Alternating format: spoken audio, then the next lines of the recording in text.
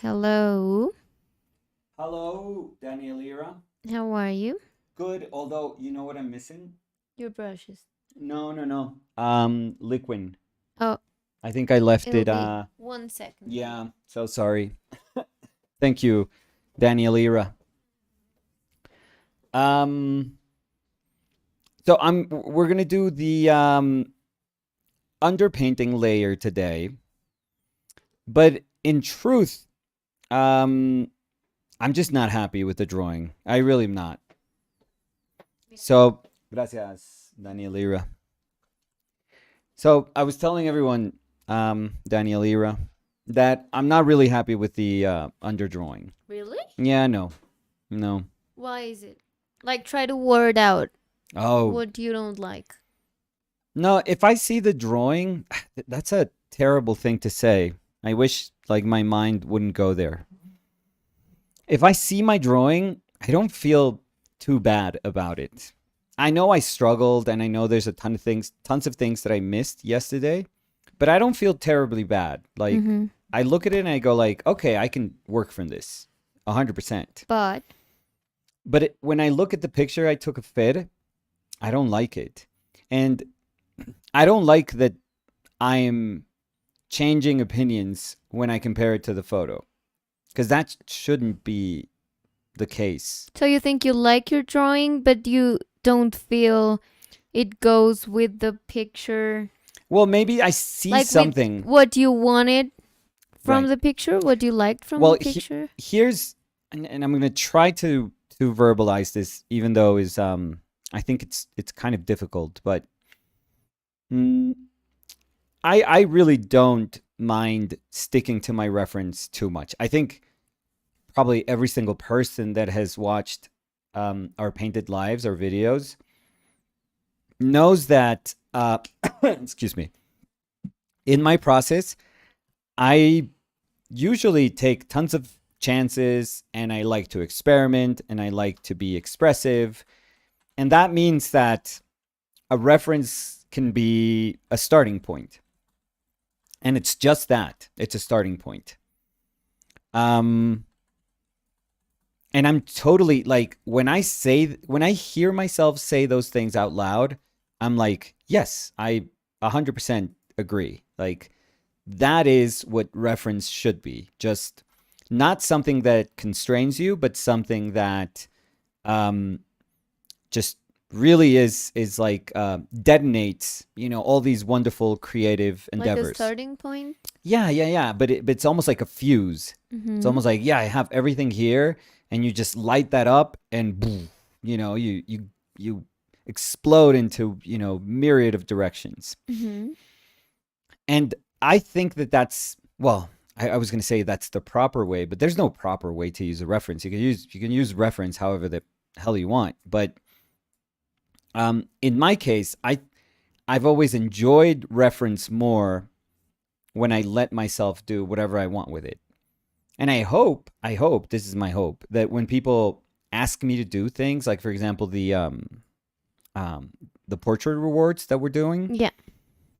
yeah, that they know that there are going to be risks Mm-hmm. when I'm doing um, those rewards.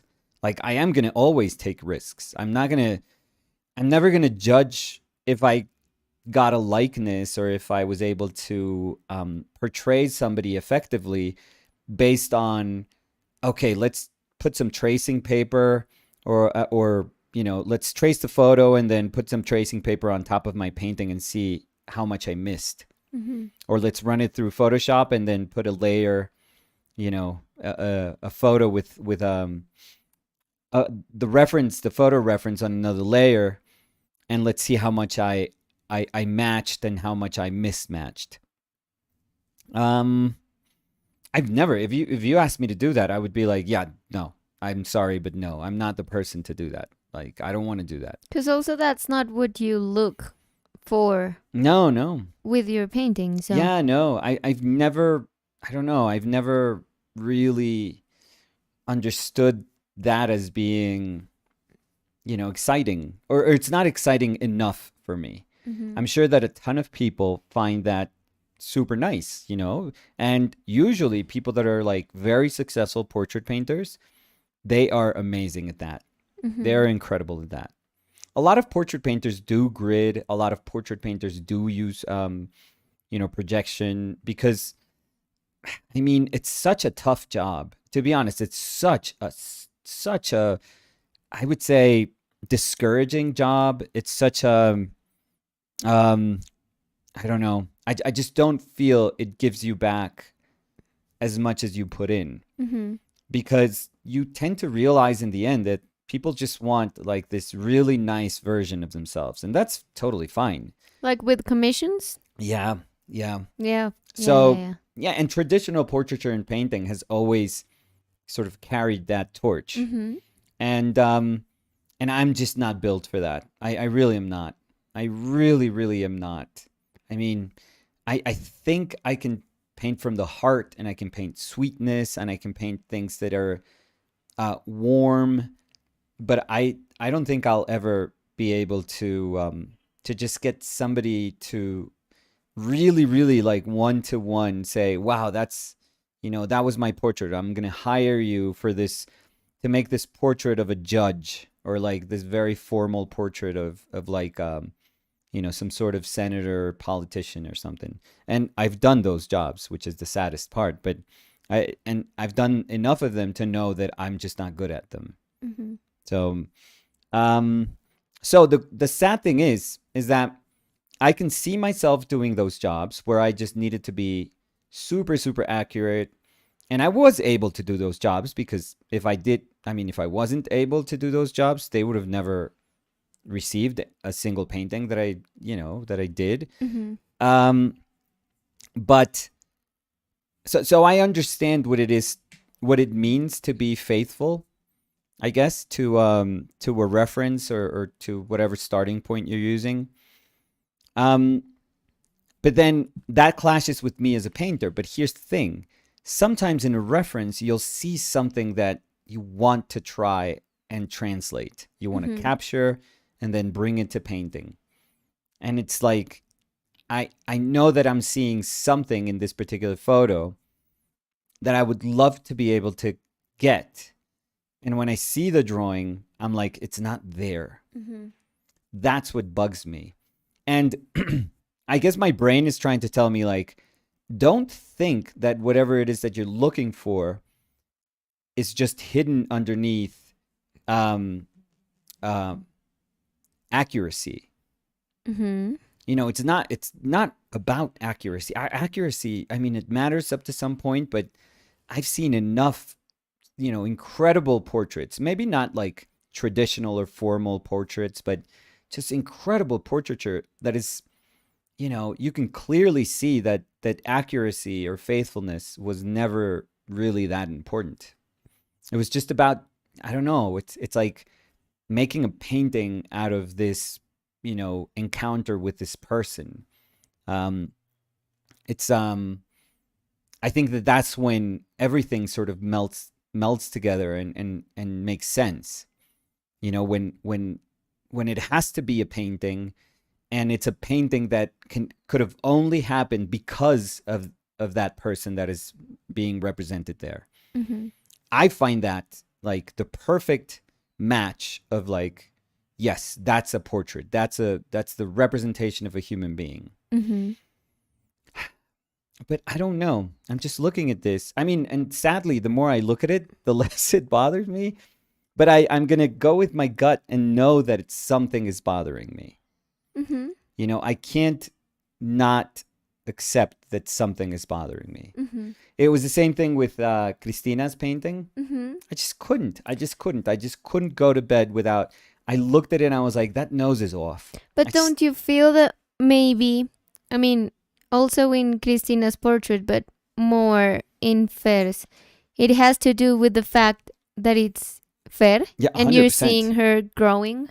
100%. And you're maybe trying to keep that image you have of her as a small girl, just like in a capsule.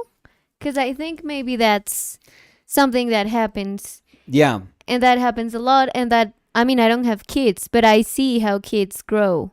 Yes. And I've talked to you about how I feel that it's something you that I can understand the way a parent sees their kids through your paintings, because I Mm. see how you try to like preserve that, um like, yeah, like your little girl in Yeah, the paintings. I think you're 100% right. I think that there's this, and we were kind of talking about that yesterday, but I think she's like in this limbo now Mhm. where I think that, she's 11. I think when I see her when she's 14, I mean, girls when they're 14, they might as well just vote, you know? They're women. Well, nowadays, Yeah, because I especially now think they for grow super quickly. 13 is not the same as 14 before. Oh, yeah, 13 in my, when I was 13, you were fine if at 13 you were doubting that Santa Claus was real. Hmm. You could be that much of a gullible human No, being. I just think that Um, times have accelerated also because of like, let's blame it on COVID. no, no, no, no. COVID and Social media hormones and and chicken. having everything available and Yeah, yeah. like getting access to content that you wouldn't have Yeah, access, you're I'm right. sorry, You're right. before. You're totally right. I mean, watching stuff that you weren't supposed to watch, let's just put it like that mildly. Oh my God. It was like a production to try to watch things that you weren't supposed to watch when I was a kid. Hmm. I mean, you had to hope that your parents either wouldn't wake up or they were out for dinner or I don't know. My house, we had one TV, 5 kids. So very difficult. Hmm. They have, and I don't really block anything for my kids because I don't know. I think, I mean, No, this is and a they have an iPad. parenting decision. Yeah. But I just think that sooner or later they'll see everything, and you can be protective of your kids, and I totally respect that. I'm sure that with a lot of parents we would have differing points of view in this, and that's totally fine. Like I'm super respectful of people. Um, I just feel that they're gonna get there. They are gonna get there. And I loved that Fer.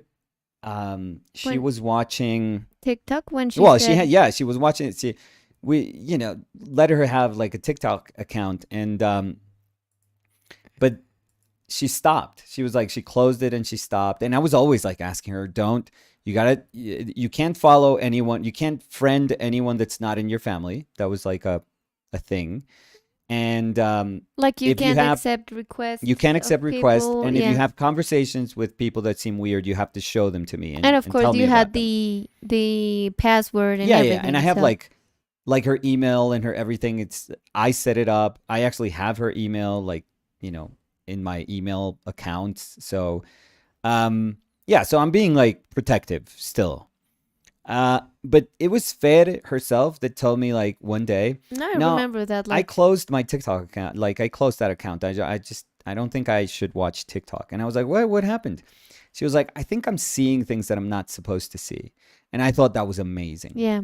And it came from her. And I was like, oh, you're incredible. Please, grow up to be this person, And I please. think it does not only translate to like things that are not supposed to, but maybe things that, I mean, she can see, or she can like admire like public figures that are older than her, and Yeah. maybe they're not talking about something that's like, quote unquote, not supposed to be talked about at that age, but that maybe make her interested in topics that maybe some years ago you were not interested until you reached that age, because that's the age where everyone was getting interest in that. Yeah. So I don't know if that makes sense, but No, yeah, I yeah. mean, it can be as simple as the way you dress, the music you like, the content you consume. Because then, if you're a kid but you like someone that's older, and they, of course, they're not into toys or I watch it. dolls or whatever, and you are still into dolls, you'd be I'm like, still into dolls. maybe I have to change. And I think that happens a lot in the brain of a kid. Yeah. Like maybe it's time for me to let that go. Yeah. Because I'm very into this, and this is not a thing. Like the things I play with, the things I like, are not a thing in that reality I want to be part of. Yeah. So Yeah. You're totally right. yeah, and I think that I mean Fer, I think the complicated part of Fer's age right now, because I've seen her grown a lot. Oh yeah, you met her when she was like a munchkin. She was Yeah, like she was like this 4 years tiny old. little cute Yeah, thing. she was. Yeah. But I've seen all the transitions in her, Yeah. and I think it's very complicated in this stage because, as you were saying, if she's 14, you can see her as a pre-teenage, but you don't see her as a kid as you see her right now. But the problem is that she's in that limbo that you were talking about. Yeah. And you could see how her personality is also shifting. So maybe that's why you as a parent try to like see her as she is right now, but you're still like into what she was because you still see her more little than she is. Yeah. And I think my problem is in the photo, I think I see both of those things at the same time. Like I see myself struggling to kind of like shift all these like features into something that I'm like, no, but she's like this little kid, because she just turned 11. How can you think of her as like this growing person when everything in the world reminds you that somebody who's 11 is just like absolutely vulnerable, and she's a kid 100%. yeah, and she still is. She's even though yesterday she was telling me how it went with her friends, that she was embarrassed of the cake. yeah, but just the way she was hat? telling the story, oh Yeah. my God, Mean Girls. I mean, what a Valley girl. I was like, when did my daughter start talking like this? But because of course she just spent the day with like 5 girls the same age, all of them making drama out of nothing. But I think it's And also beautiful because I think it's hard, and I think that something that's very cool about you is that you don't do that. But I've seen that happen with a lot of other parents, and they don't do it because they want to do it, but they just try to like have their kids in just one age, yeah, like try to like keep them there. But the problem is that a kid grows old, of course, yeah, and that idea of a kid is shifting. And the thing is that when you're an adult, you can not see a friend in 2 years and they're still gonna be the same. But if you stop seeing a kid in 2 years, they're like completely different persons yeah, because they change in a different pace that we do. And I think it's beautiful to see how kids, I mean, I see Fer as a kid, but I can see the tints of a teenage that are starting to grow in her. yeah. So I think that's like the transition part, which is, I guess, complicated for parents because I have a Tell. relationship with her, but I think it's, even if she's part of my family, it's different than for you, of course. So if I acknowledge that changes, I can't even like try to think about how you see it with your eyes. Pain. Yeah.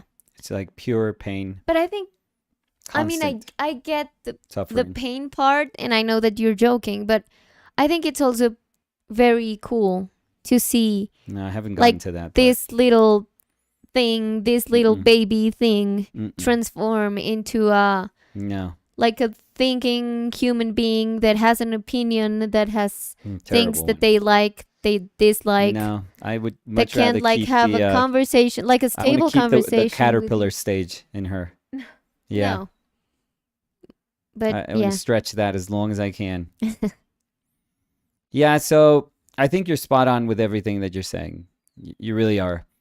And I'm sure that in the I I'm very grateful for your voice because, you know, you went through growing. You can probably when you see Fer, you're probably thinking, "Oh, I remember being 10 going to 11."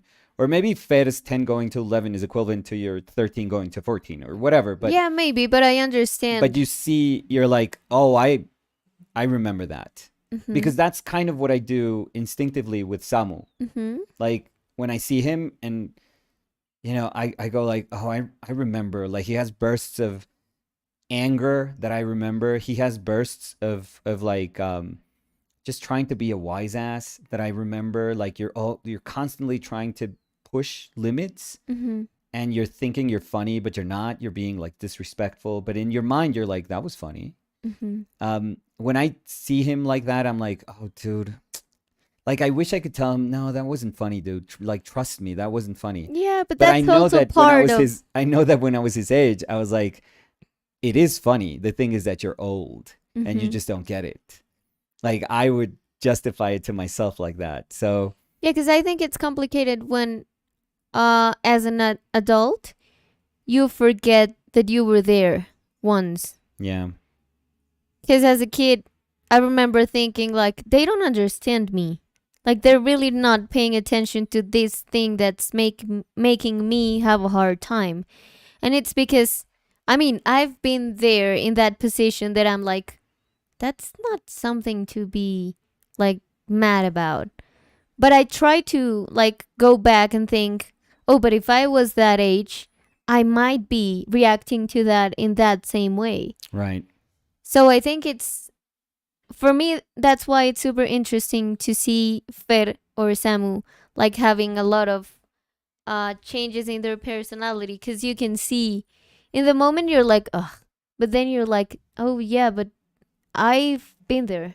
Like, and I've been there not only with Fer, but with Samu too. I mean, he's very different to what I was at his age, but I can see friends of mine being like that, and I can understand what being that age means. Yeah. So even if my personality was different or my approach to different things were completely different, it doesn't mean that I can't understand like the place his headspace is in right now.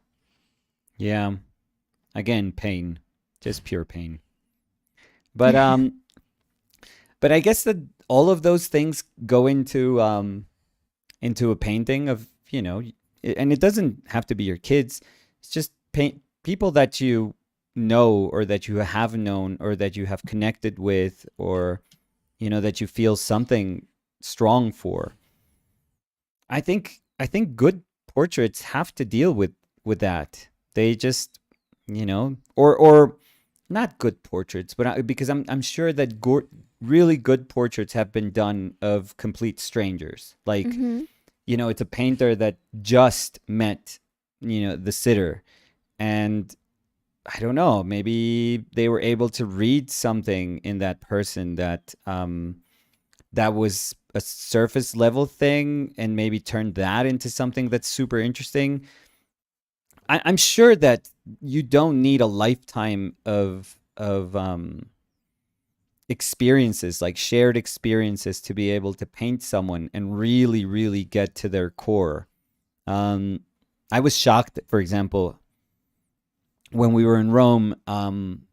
Hollis painted this model that he had never painted before, Mm-hmm. and it was just remarkable how he got the essence of, Yeah. of him. I mean, it really blows your mind. Only when you try to paint that person and you miss in so many ways, you get to understand how remarkable it is to see somebody just get a person, Mm-hmm. like immediately get a person. And I don't think it has anything to do with oh, these are the measurements, or like this is what's accurate. Like measure No. where are the eyes, in relation to the jaw, where are the corners of the mouth, where is, like, you could measure the crap out of anything and still feel like, oh, I missed something. I mean, you could say, yeah, it's that person. In the same way, I guess you could say, any photograph of a person, you could say, yeah, it's that person. Yeah, no, and I get what you're saying because it felt very intimate, like an intimate portrait. And I don't think that you have to know someone closely to make Yeah. an intimate portrait of them. I'm gonna ask Hollis if he has like, or if he could take like a better pic of that painting. Do you It's a think smaller he painting. still has it? Oh yeah, he travels with his paintings. Yeah, Well, yeah. but he's still traveling. Yeah. No, not right now. I know he's doing like a workshop in Liverpool, but I'm gonna ask him if he has that a photo of that, and if he could send it to me, because it really blew me away. And the gesture of the model's body, like he got everything. Yeah, because it felt like very skin familiar. Tone, everything. I don't know how to say that, but sometimes you see a painting and it could be very accurate in the measurements and everything, but it doesn't feel familiar. Like it doesn't feel like someone, I don't know how to say that, but it feels like an image of someone, like a representation of someone, but it's like a cold representation of that person. But I get what you're saying because it felt very human. Yeah. Oh yeah. And the thing is, I had worked with that model last year, and I thought he was a great model. But very nice, also very nice. Yeah, but so this is not him. This is not Andrea though. This is not the portrait of Andrea. No, he kicked ass though. This is like another model. No, because I remember you showed me that, like you commented on that when we were seeing it. Right. Because I remember it was Andrea's. It was a portrait of a girl. Yes. And it was this other man. Yeah. And you commented on this other man. Yeah, and Ish was blown away too by that one, because he's also known that this particular model for quite some time, and I don't know, it was remarkable. I thought. To try to see if it's on Instagram. Yeah, he probably has it like as a part of a group of the paintings that he did. But again, what a talent to have, to be able to do that. Hollis is something else. He really is something else. You know how while we were talking about this, I was thinking, because I was saying it's kind of like thinking that every time that you see yourself in a photo, it's like, oh yeah, that's me, just because it's accurate. Like photos have distortion, and photos could be kind of weird sometimes, but you could argue like, yeah, that's me. It's always going to be me. That's like, we were in a whatever, meeting, and somebody took a photo. We're at lunch and somebody took a photo. We were with my family and somebody took a photo, and it's always like, yeah, that's me. And I, for example, I've never really liked my photos. Never. I always think like, oh, what? That's what I look like in profile? Like, oh my God, what a beast. I mean, I'm like, ugh, that's terrible. Like, I think I look, with me, I think I have dysmorphia in the sense that when I look at myself, like, what do you call it? Like straight on? In the mirror? No, like straight on. I have a feeling of who I am, but when I see people taking photos of me and I'm in profile, I'm like, oh my God, that's not my profile. Like, come on, don't tell me that's my profile. That's crazy. I see all like a bunch of wobbly kind of lines in my profile that I'm like, oh Jesus, this is terrible. So I never quite feel comfortable with that. But you know what's the weirdest thing? That when David did the sculpture of me, the portrait, was very, very insecure. Like I've told this story before, but I was very insecure. And mira, not that one, no. No hay más. Es que está toda la colección que tiene. Tiene esta.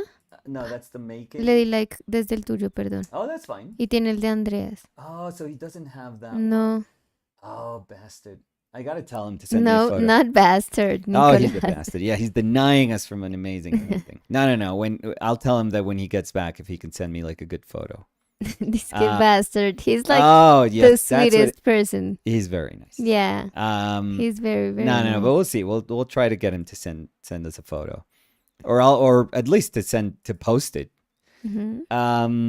But if you guys are interested in a Hollis painting and maybe buying something off of him, oh, that one, please. I mean, Or I anything. I probably can't afford it, but He's buy that so one. good. You guys buy Oh, that one. he is it? No. Yes, that's it. Yes. Jesus Christ, that's good. So I'm gonna make So I'm gonna try to show it in the screen because there were people asking if Yeah. maybe we got it, if we could show it. Sure. So I'm gonna show it Yeah, here. and I wonder how much people are gonna be like, yeah, it's a nude model. But yeah. I think it's different when you see him, Yeah, maybe. like when you interact with him, even for a like second, brief yeah. moments. Yeah, because I remember him like in the hallways, Right, exactly. and that was it.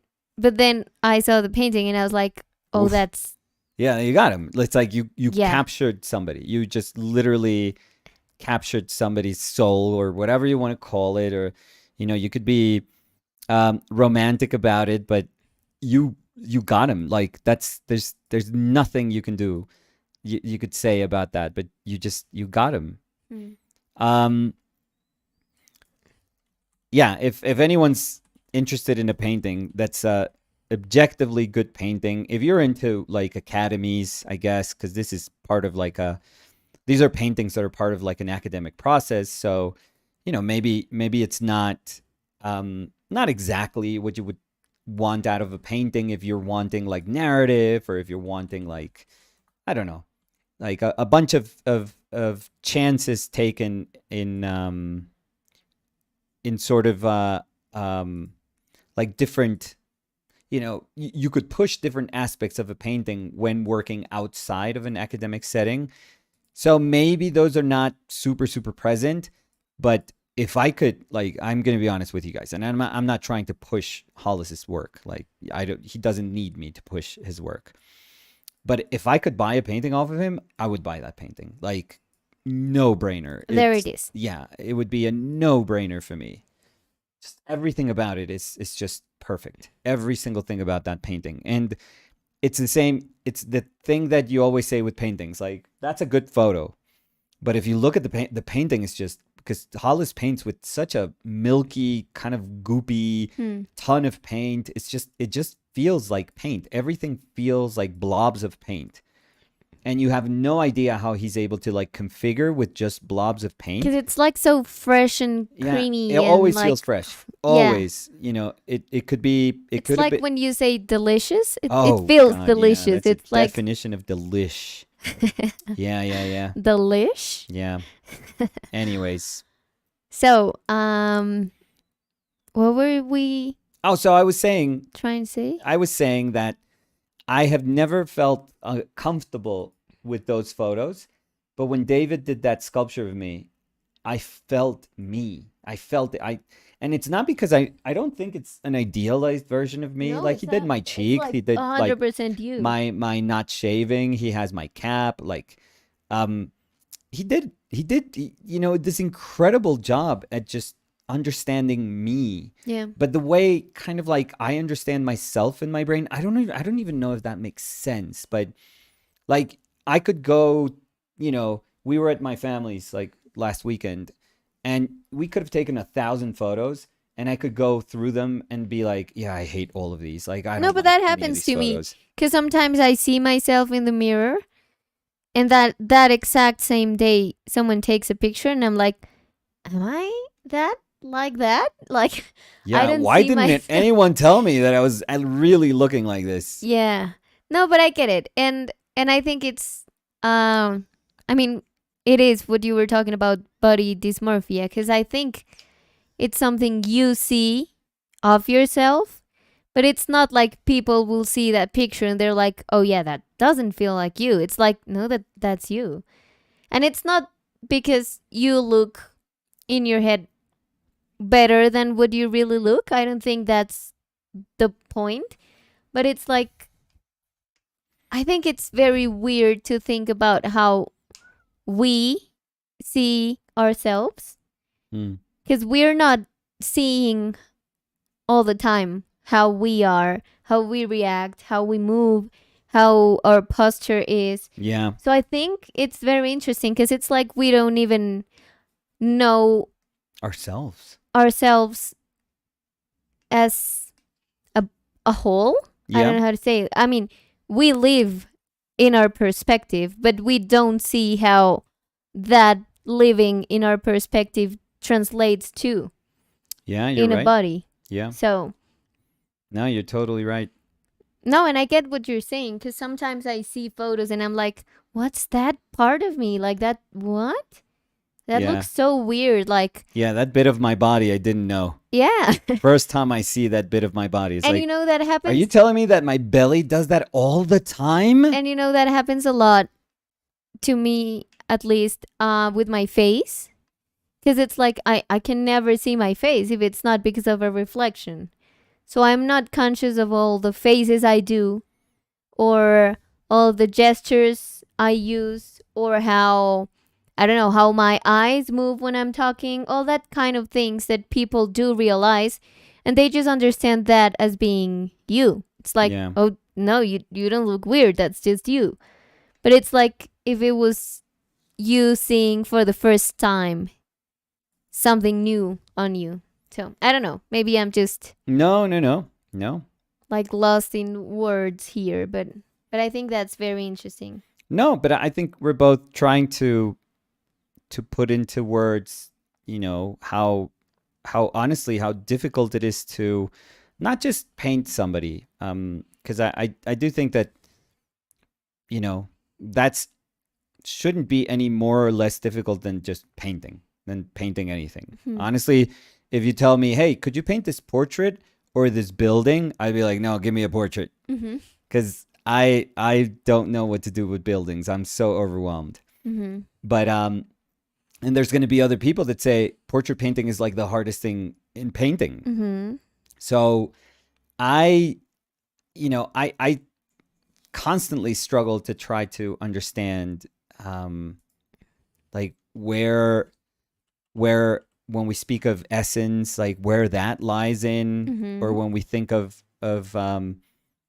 somebody's personality showing through, when people tell you like, oh my god, it's like they're right there, like I can see them breathing or something. Like people tend to be a little hyperbolic when they like a portrait, but it's very nice, the amount of um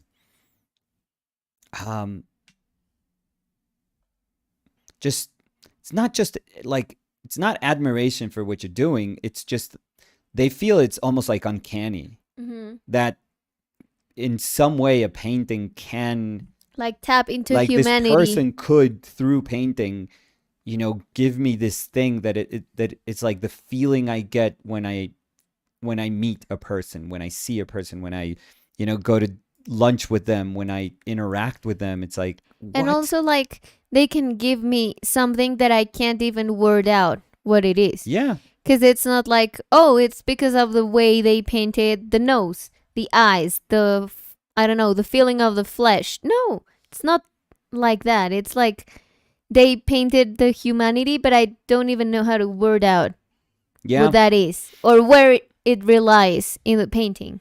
Because as we were saying, it's like when a painting makes you feel a certain way and you feel like it's very intimate again, but you can't say what is it.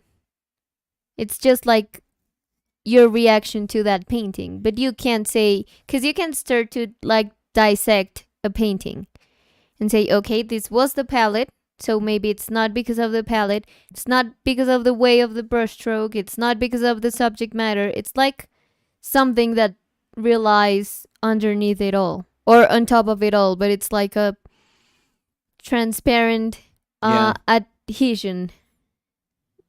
Okay, that's It's like something that unites everything and makes it like the perfect thing to feel that you are like linked to that, like you're feeling Yeah. something that, saran wrap. yeah.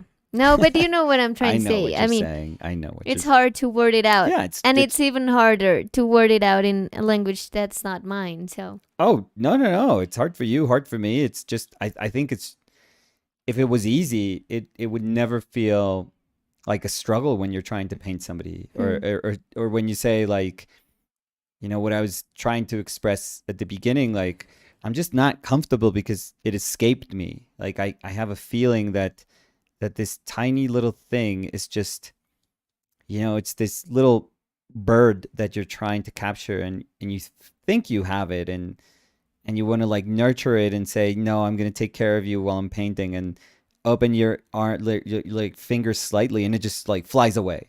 It's almost like you're not supposed to. It's like this fleeting thing that you can you can kind of hint at, or you can kind of get close to, but you're not supposed to like fully grasp it, or materialize it. I don't know. Sometimes I feel it's like that. It's just like, I'm going to have one chance to just, I'm kind of hovering, and I'm going to have one chance to make a decision that is going to be so useful to this painting, that if I'm at the right moment, at the right time, and with the right attitude, like I can pull off that brushstroke or that little decision that makes it. But many times it's like, you're just going to be there. You feel like you're a vulture just circling and circling, and it'll escape you. Like you can be so aware of like I have to be here, and I know this is going to happen, and I'm believing that I'm making every like single right decision. Like I'm right there. I'm giving myself the best chance, and you miss it. Yeah. It's so unfair. It's so weird.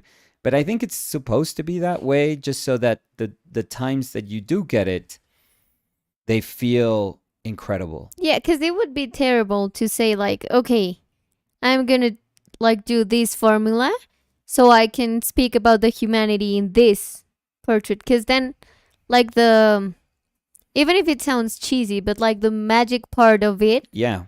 like of you being unable to describe what it is, it would just like go away. Yeah. Because then you would have a recipe for it. So yeah, for example, with Hollis's work, we saw at the end he had about, I don't know, 6 paintings, maybe. All amazing. Yeah, right, and they were all incredible. But for some reason, that one painting, like I'll be honest, every one of those paintings was like, oh my God, stop it! Like these are all great. But for some reason, there's always something weird, because they were painted the same way. They were executed as well as he could execute them. They were all very, very good and let's say faithful to the models. You could recognize every single model that he was painting. But for some reason, you would look at that painting and you would be like, oh, this is good. This is good. This is really good. And there's nothing, there's nothing about it that screams like, yes, I'm better than the rest. Nothing. Because it's not about the model. No. It's or not about the pose. complexity. It's not about the palette, because it was the same palette. Right. So what a strange thing. What a really almost like eerie thing. Yeah. But Weird. I think that's very interesting. Like, I love when things just like the things you feel, like they escape the words you can word it out with. Yeah. I really like that. And as we were talking, I think that also happens with the idea of self. Because I think we use it always very as if it was like something static. It's like, oh yeah, myself. But it's like, yourself like inhabiting your body, but you don't know yourself as a moving body again. Or like as a body that interacts with other people, and as a body that moves in a certain way or reacts in a certain way, or I don't know. I just feel that that's fascinating. So, should we say hello? Not today. No, I was thinking we could. I'm gonna block everyone. We could go. Yeah. I'm joking. So let's say hi. So, Liat was saying hello. Hey, Liat. Hey, Liat. Ricard was also saying hi. And Elizar M was saying hi. So, hi to Ricard and Elizar. Catherine was saying, hey, Nicolas, Danny, and everyone. Hey, Catherine. Please, we need an Archie update. Archie report. Liat was saying, does that mean that Nicolas thinks his paintings are the bomb? Oh, Do you remember that? The when the champ? detonate and yes, the fuse. Yeah. Thank you. That was super lame, Leah, but Como I'll así take it. diffuse? Well, when I was making all these references and using words like detonate and fuse, Mhm. yeah, I think that's where that comment. Oh, I thought Leah's it comment. came from the champ, like the painting. Oh Because no it says D apostrophe no. bomb. Yeah, no. So No, I got it in another way, and in the other way it would also be a good joke. So terrible maybe it joke, was a Leah. very intelligent joke that Oh, had two Leah always sides does of those. it. So Margo dice buenas. Hola Margo, ¿qué tal?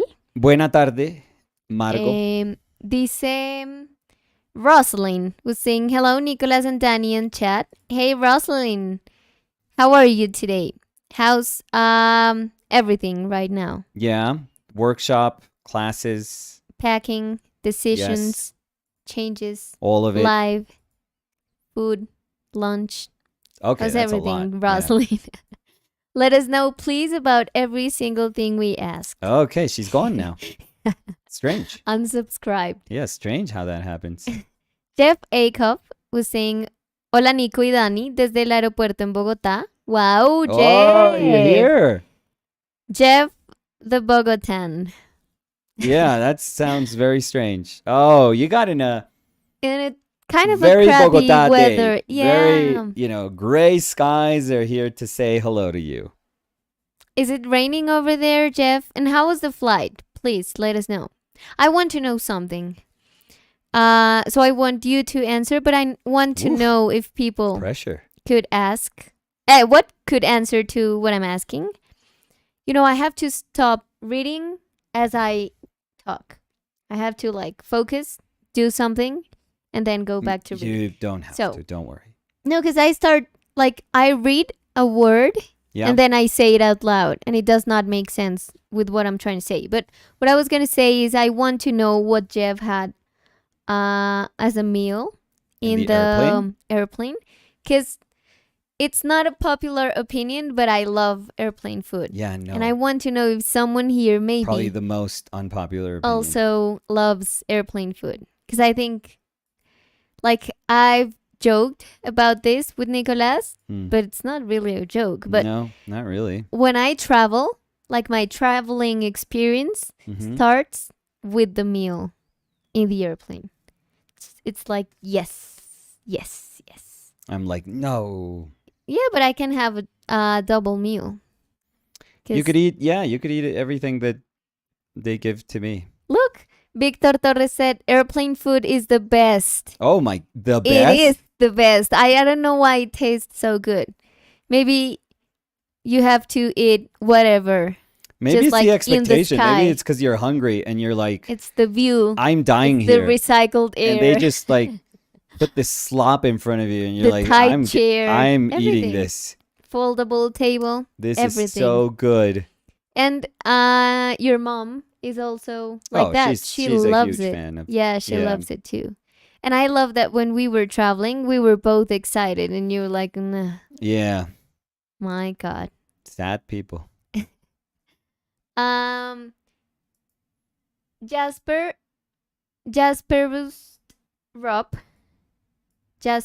Trop.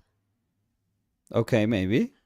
Jasperustrup. Jasper's Trop. Okay. Maybe he's Dutch. I don't know. Was saying, hello, Danny and Nicolas. Happy to catch this stream. Hello, Jasperustrup.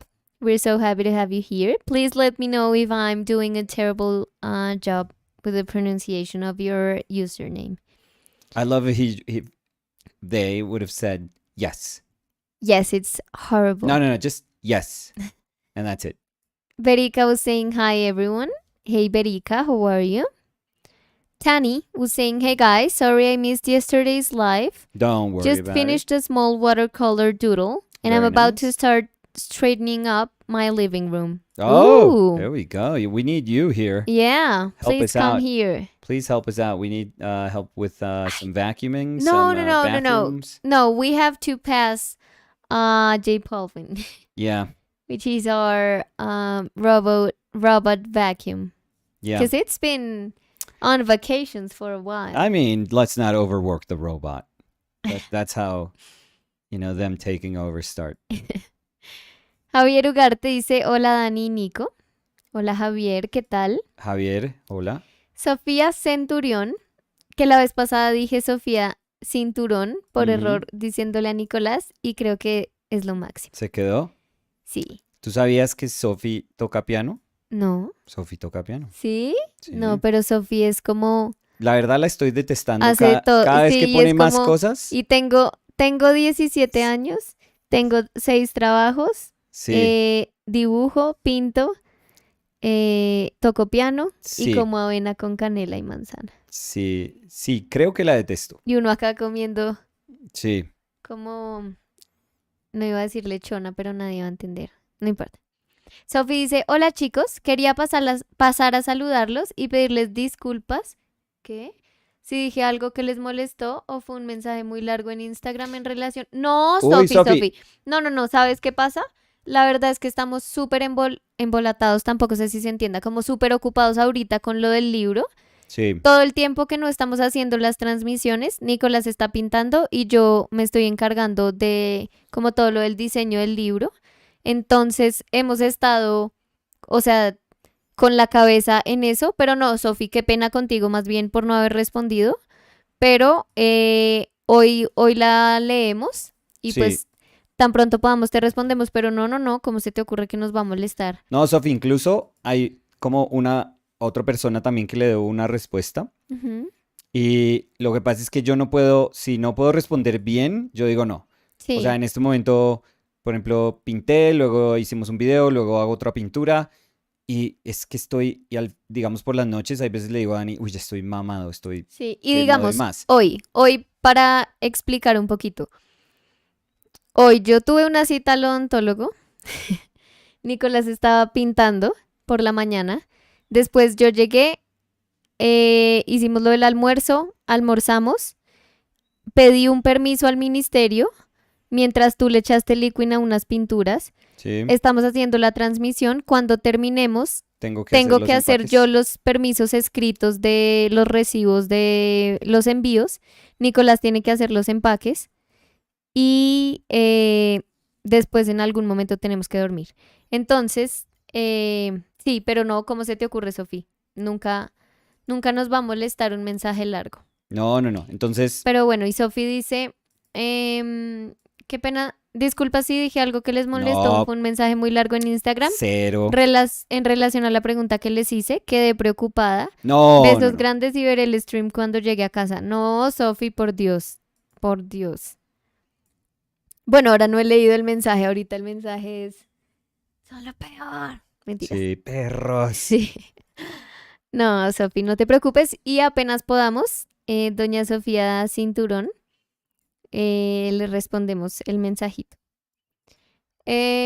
Bruno V Ujú. was saying, well, look who's here, the evil monkey. What? Okay, I'm gonna make it as I'm gonna try to imagine I understood. And Bruno said, oh dang, I haven't watched in a while. I like your hair, Danny. Thank you. Thank you, Bruno. So yeah, you haven't been here for a while.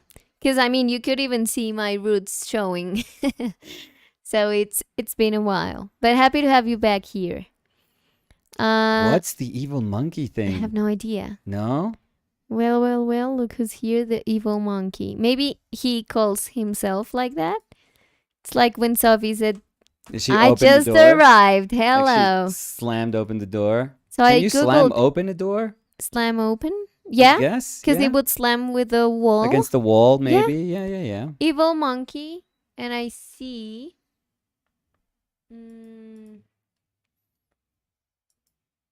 It says Was he talking maybe to somebody and we missed it? Like, no, because No? I've been reading all the comments. okay. It is, but I think it's this one.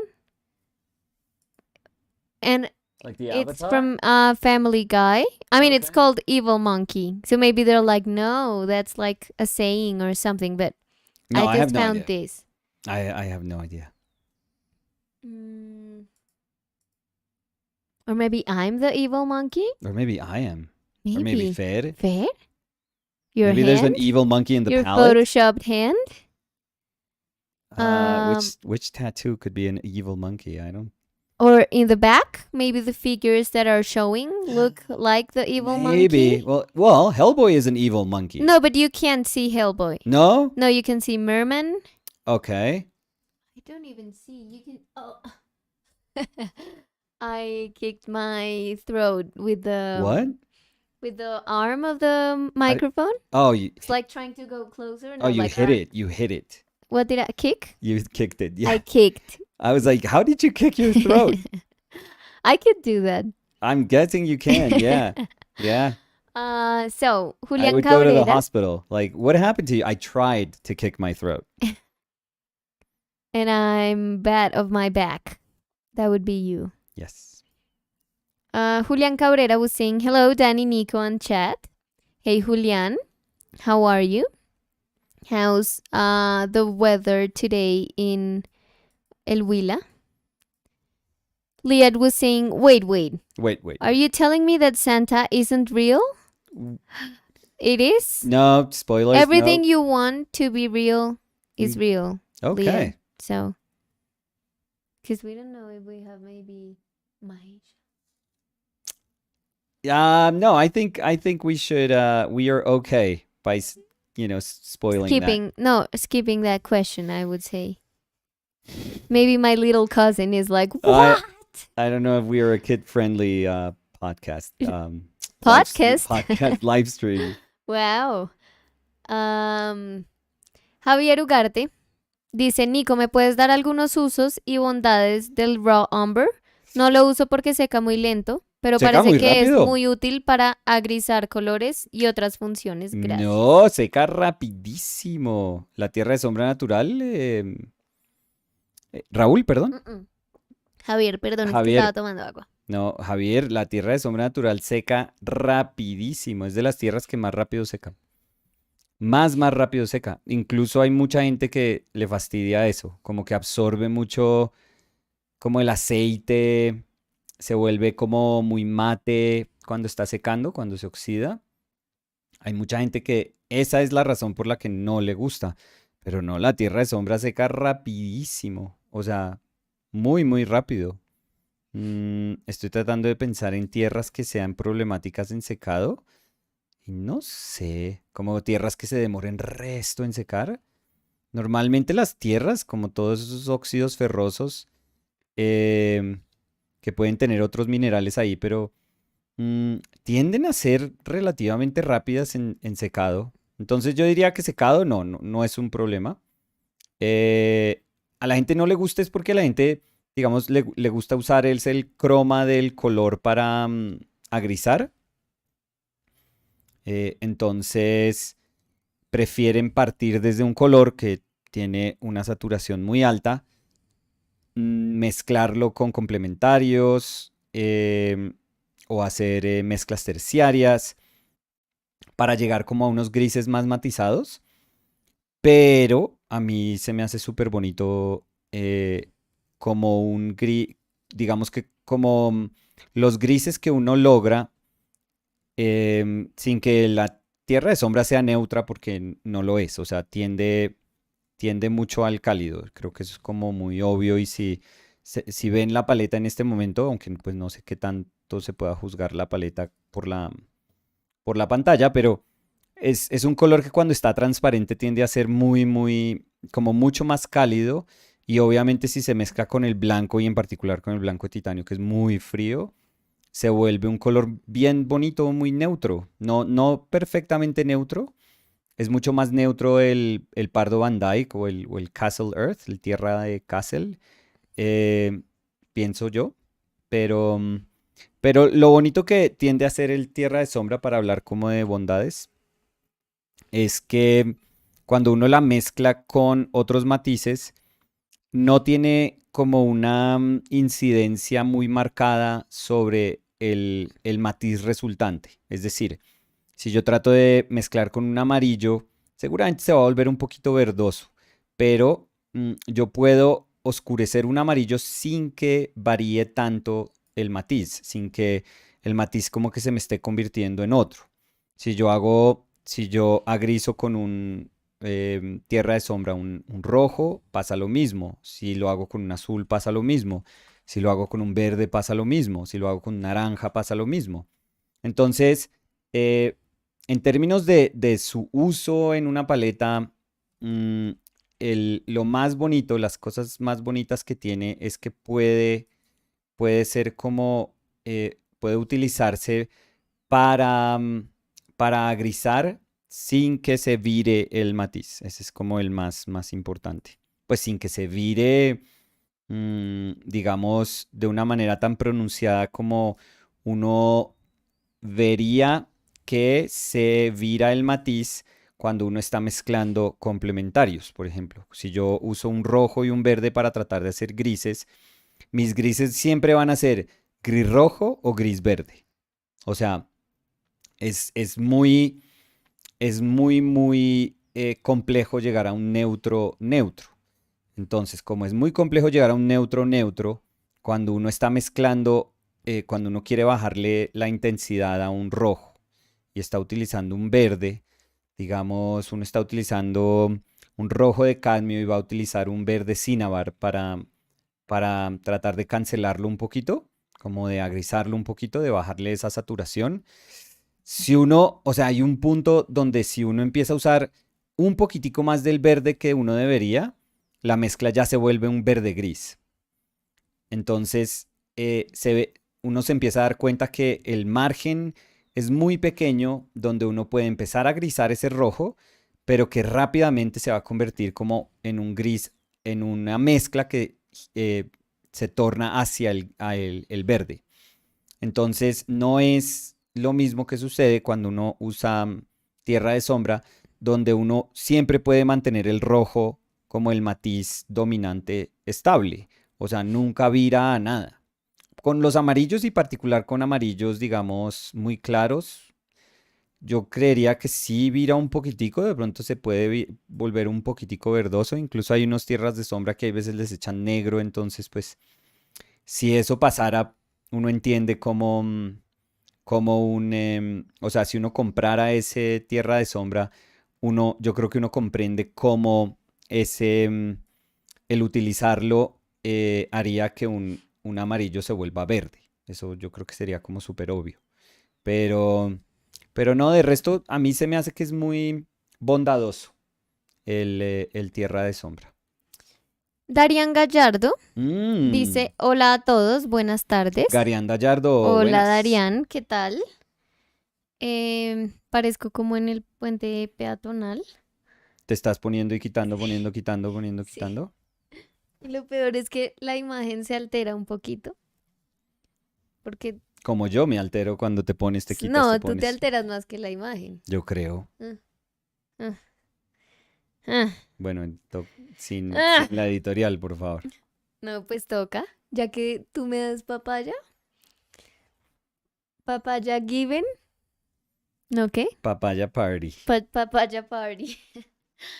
Elaine Shukri was saying good morning, Daniel Nicolas. Elaine!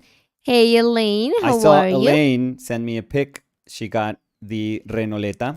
Really? You Yeah. have to show it to But me. I love that Elaine is like super bold, fearless. That's the way I would be with any painting that Oh, anyone would send me. she pinned it or She's she already she no, she's taped she's it. already glued it to a board Amazing. and she's pressing it so it Amazing. glues to the board. Amazing. Elaine, I was curious though. Did you go with the A3 size? Is it A4? No, A4 size. A3. A3. Did you go knowing that it was an A3 size and you had the board cut for that? Because I'm also guessing that Elaine cuts her own wood. I don't know why I'm guessing this. Hmm. But you know, maybe, I mean, they had the measurements on the webpage. Yeah, but don't So trust. maybe Yeah. according to the But sometimes I measurements. put measurements. Please don't trust me. Like not for like cutting stuff. No, but I mean, you're off for a tiny bit. So No, maybe for cutting stuff, no. yes. I've been But off. it's not like you say, oh, I've this. noticed. No, I'm gonna come clean. I've noticed with some paintings that I would copy paste something that was from another painting, and You're I was off. like, yeah. It was like Wow. twice the size of what I put down. No, I'm terrible. I'm terrible. I should be more professional, but like more careful with that. But yeah. So I don't know why I think that Elaine does those herself, which I think is super cool. So Elaine was also saying, are you guys talking about Holly's Dunlop? So this was a little while ago. Yes. Sorry, but I'm trying to find the painting you're referring to. Thanks. So Yes. hopefully she got to see it when Yes, you posted it. exactly. Yes, and we were talking about Holly's Dunlop. Liad was saying raising a kid sounds complicated. I'm sticking to cats. Oh, I'm sure cats are complicated too, but yes, kids are, it's something.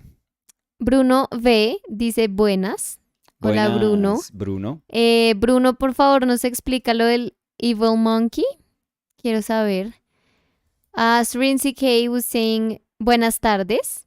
Hello, Serene. How are you?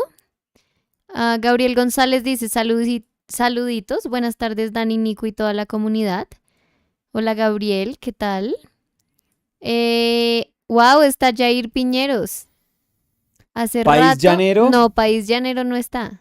Esta es Jair Piñeros. No. Dice hello, Dani and Nico. Hello, chat. Hello, Jair. How are you? Long time no see. We've been having your homónimos País Llanero. Homónimo, no?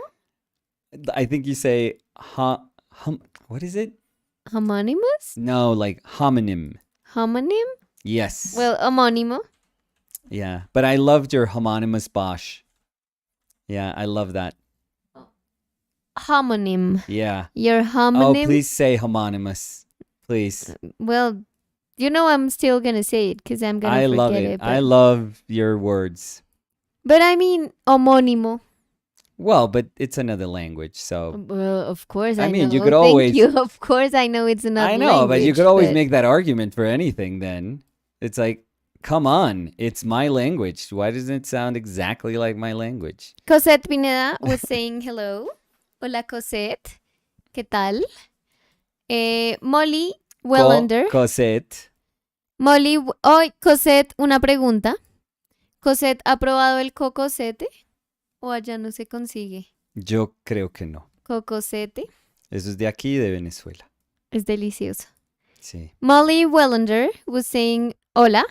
Could you do a portrait in oil pastel someday? Oof. Love your talk and portrait, and I love the content. It's, in all caps, so freaking inspiring. Thank you, gracias y saludos. Oh, thank you, Molly. That's very nice. Thank you. That's so nice. Oil pastels. I would love to. But we don't even have. Yeah, you do. Oh, I do. Look. Yeah, I do have them. I have That's one here. how much I use them. Well, it's a painting stick, but it's the same thing. And I bought them. It was a whole pack of those by like $10. Oh, not even, I feel. Yeah. Was it 10? Maybe. No. Yeah. Where did you buy it? Miniso. Oh, so it's not $10. Let's see. I think it's there. So we're going to do this real time. So 3 Doritos later. No, you can keep talking. I have nothing to talk about. Yeah, because they were asking if you could do a painting with oil pastels. No, of course, I always have stuff to talk about. What, are you kidding me? Could I do one? Yes. Would it look like anything that I do with paint? No, for sure not. It would look like super, super expressive, I would feel. I think it would be very, very different. Oh no, it's Oh no. 20,000 pesos. I know, it's like $5. Yeah, it is actually $5 It's less for than 5. 24 oil pastel-ish sticks. I mean, oil sticks. Yeah. In theory, they are like the nicer oil pastels. But you know, I think they're not that bad. The ones that you bought? Yeah, I because mean, I've used them. and I used them when I was doing the large painting I did Yeah. in yeah, and I enjoyed them. Yeah. Yeah, I They're mean, messy. They're I've super never messy. used oil, like very nice oil pastels, Mm-hmm. so I don't have like a comparison I think at there. some point you just if you like oil pastels that are cheap, the next step it's not like you can buy I don't know Sennelier, chalk pastels or Rembrandt chalk pastels. Who also makes? I think Vasari made chalk pastels. But I you don't can know. make them your own. Well, chalk pastels, yes, but they're not super easy. I No, but mean, I everything remember is in easy. If back you in the if you have university. gum and you can make chalk pastel. You can make any paint or any sort of material. To be honest, chalk pastels I feel are a little bit easier than oil sticks. So what I was trying to say is like oil bars or oil sticks are like the natural progression of an oil pastel. Oh, so maybe that's what they were teaching us how to do in the university. Yeah. Oil sticks. Yeah, they're super simple. Yeah. And they are so like delicious to slide. Yeah, yeah, They yeah. just like melt Yeah, sometimes you have to be a amazingly. little careful because you can't just mix oil and wax and pigment. Mhm. Um, I mean, in theory, that's enough. You need wax to like shape it, and you need oil so that it's the vehicle of the pigment, and you Yeah. need pigment. But, if you do that, then you're going to have such a hard time with it drying. Oh Like yeah. drying times are going to be No, I mean horrendous. mine didn't dry at all. I don't know if you Right. remember. The painting I did was like a table Yeah, of course I with people remember. eating, but they had like birthday hats, Yes. and that's what I used for the birthday hats. Yeah. They never dried. Yeah, so that's the Never. thing. So when I took it down from the how do you say that in English? The what? The wood A stretchers? the stretcher, yeah. Yeah. When I took it down, Yeah. I got like stains in my hand because they never dried. Yeah. Never ever. Right. So that's the thing. And that's I have to talk to Gabriel about that. But no, that's the thing. You have to talk to Gabriel? Yeah. Why? Because you're supposed to put like some sort of, something that helps them dry. Uh-huh. Something. Because it's if not, it can be like or if done in like the like not the right proportions, Mm-hmm.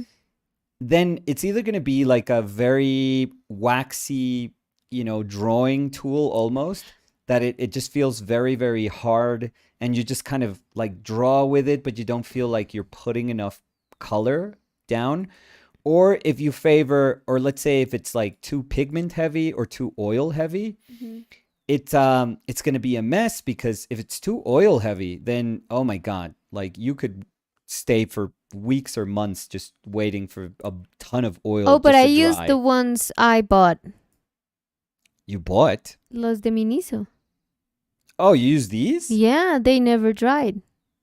Oh, but I mean that's weird. They never dried. I mean, I remember my mom because it was in a hallway and she was like, I'm sometimes getting stains. I think she was like a little annoyed about that. But Okay, these. Although I have used these though. yeah? They harden though. Well, mine didn't. Yeah, I thought you were using the ones that you would make in class. No. So I would always add. No. I think I used this. Do you have yellow there? Yeah, ochre.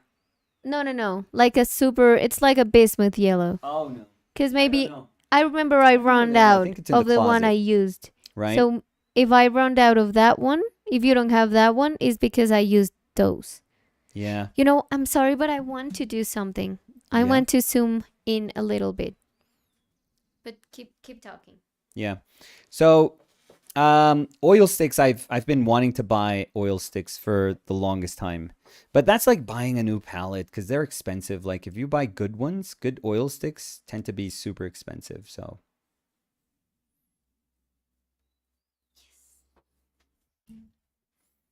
Was it something particular or?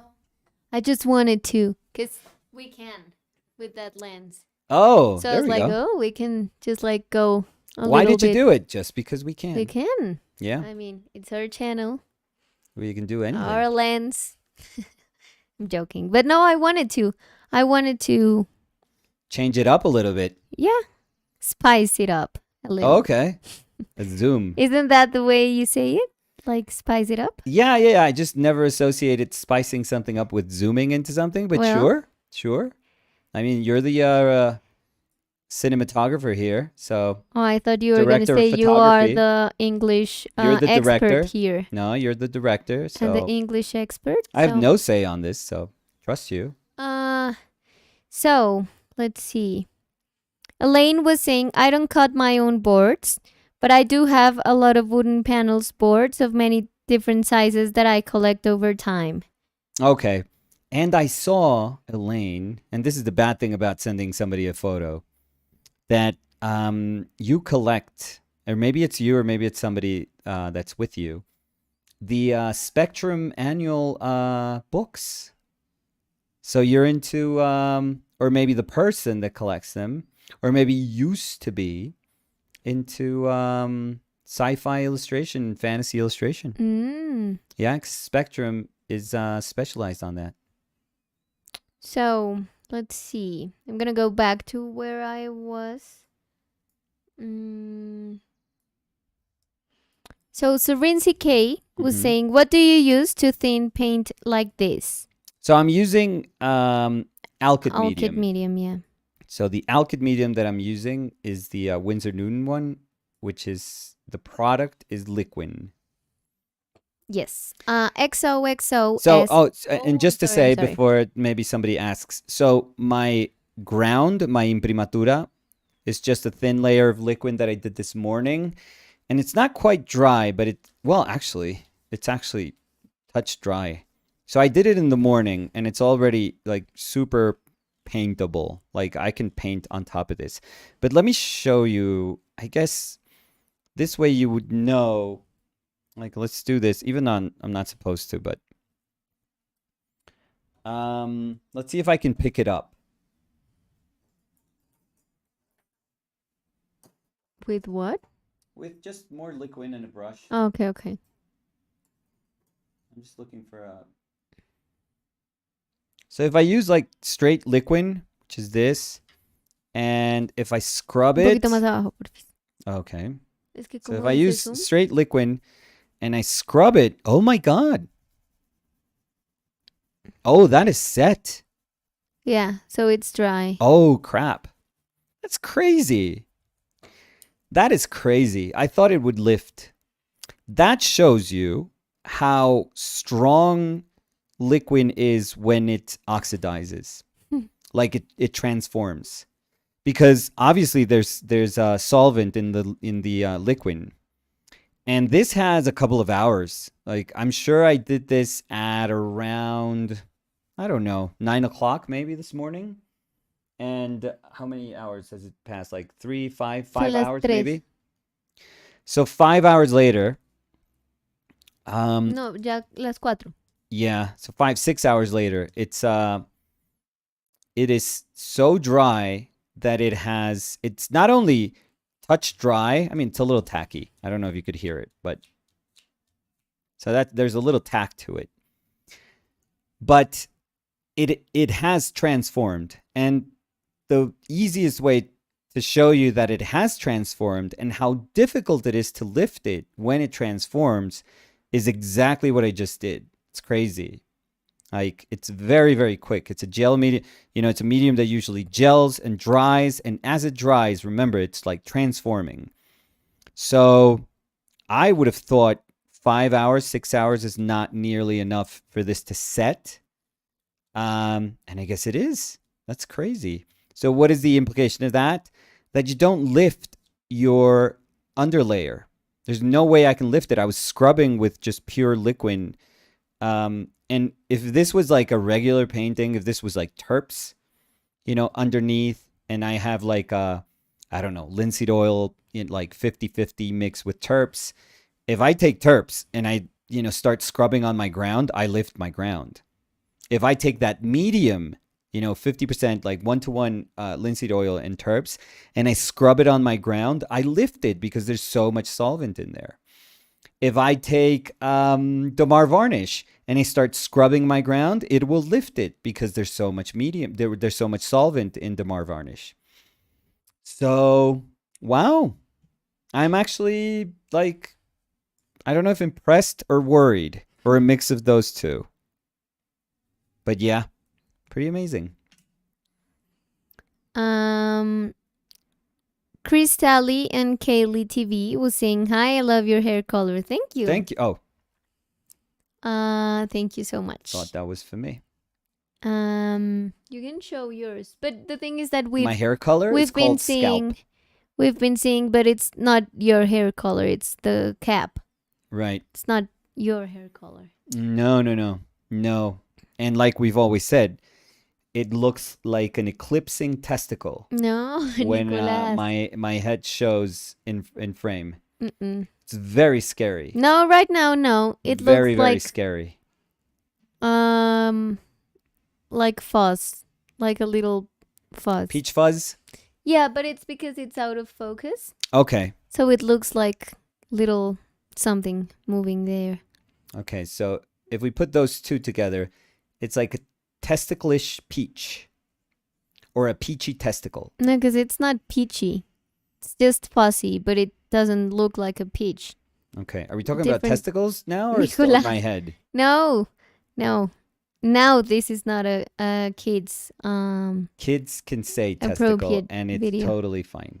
Testicle means Well, absolutely nothing. No, but according to YouTube, which is dumb. Oh yeah, it wouldn't be. But according to Maybe if YouTube, it was like it's a not. kids-friendly video and we are repeating testicles so much, yeah, they would just say, "Hey, that's not your audience." No, and that's Isra? fine. I think that's fine. That they put like restrictions on Yeah, me what is too. and what is not a kids video. Sure, that's okay. Isra See? was saying, so not to this conversation we're having, but to the conversation we were having at the beginning. Yeah. Isra was saying, been listening for a while and your conversations are so interesting. Wow. I would No, love it thank- if this it was about this. the fusticle. Yeah. Yeah. Camilo Monroy dice, buenas, Dani y Nico. Don Hola Camilo, ¿qué tal? ¿Cómo van esas clases, Camilo? Lo vi enseñando muy juicioso. So, regarding Holly's painting, Yes. Barn Don Lime was saying, wow, how long was the pose? Do you remember? So that's a 2-session pose. So that was maybe about, effectively, I would say, a 10-hour painting, would you say? Maybe, yeah. Yeah, probably around 10 hours painting. Yeah. Or even maybe a little bit more, or no? That's why you say effectively. So yeah, maybe 10. Yeah, so 2 days of painting, I think in Rome, when we do the workshops, can be around 10 hours or maybe less, a little less maybe. Emily Hughes Art was saying, hello everyone. Hey Emily. Julia Tovar dice, Don't hey know everyone. Who that is. Hola la Julia. Complete stranger. Oh, we have Jody here. So Jody was saying hi, Danny and Nicolas. Hey, Jody. Hey, Jody. So happy to have you here. How are you, Jody? So look, I have a comment that says this message is held for review. It's from Ricardito. Yeah. And it says, wow, peachy testicles. So that's the way to show you that YouTube does detect the words.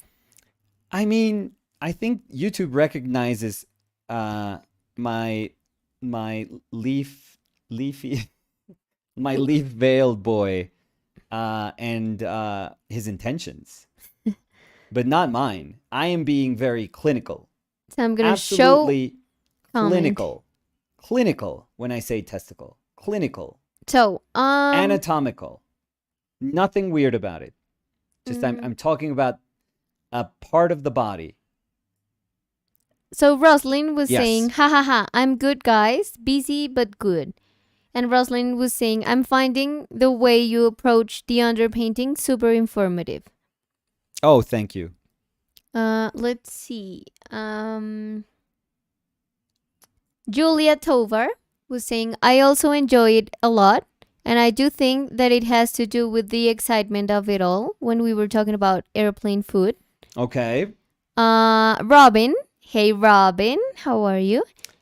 Oh, we're meeting. We have the everyone, road to the rose. It's like Voltron. We could do a whole, whole team. So Robin was saying, I do too, but I'm wary of the salads. I don't know if I've had salads.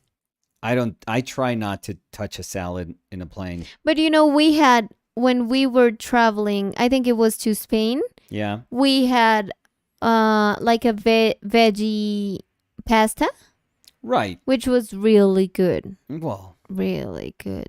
I mean, With like roasted veggies. Really good. Felt really fresh.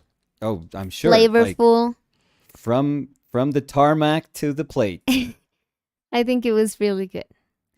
And Julia was saying, although more than that, I love eating at the airport and crepes. Ha ha ha. Oh yeah, that's my mother too. Yeah, but Julia, because we did that once. Not anymore. But now, no. Now we just like try to go As quickly as possible. to the waiting room. Yeah.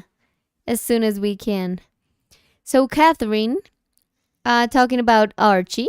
Yes. Catherine was saying, Archie is a handful. I'm sure. We're in a tough stage over here. Oh my God. He will be 12 weeks tomorrow. He just needs a ton of attention constantly. But he's also absolutely adorable. And one comment after that, Catherine said, gotta go. Back to dog duty. Yeah. I got a painting sketched in during my 1 hour time slot for painting today. Oh, Hopefully Jesus, he gets Archie. easier to deal with soon. Cheers, you guys. Oh, last words. Oh, That dog Archie. is never going to be easy to deal with. Oh, Archie. I'm sure that if our channel keeps going and we can be here for like another year, she's going to be like, yeah, this stage is prolonging a little bit. But I much. do remember that Catherine told us that Archie was a mix within, ¿cómo es que se llama esa? He was a German Shepherd German with something Shepherd. else. Yeah. Yeah. And shepherds are usually very active. Like they're very playful, active. I'm not trying to put like the salt and say that it's going to be like that always, but I think it's part of their DNA to be like always willing to be active. I think she's experiencing it, so good luck with that. Laura Burgos Mhm. dice, la comida del avión es la mejor parte del vuelo. Apoyo. Gracias por estos lives.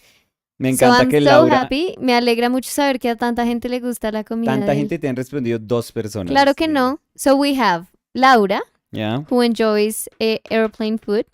Julia Tovar. Yeah, We but have that doesn't- Robin. Yeah, that doesn't count. And we have Victor. So, Yeah.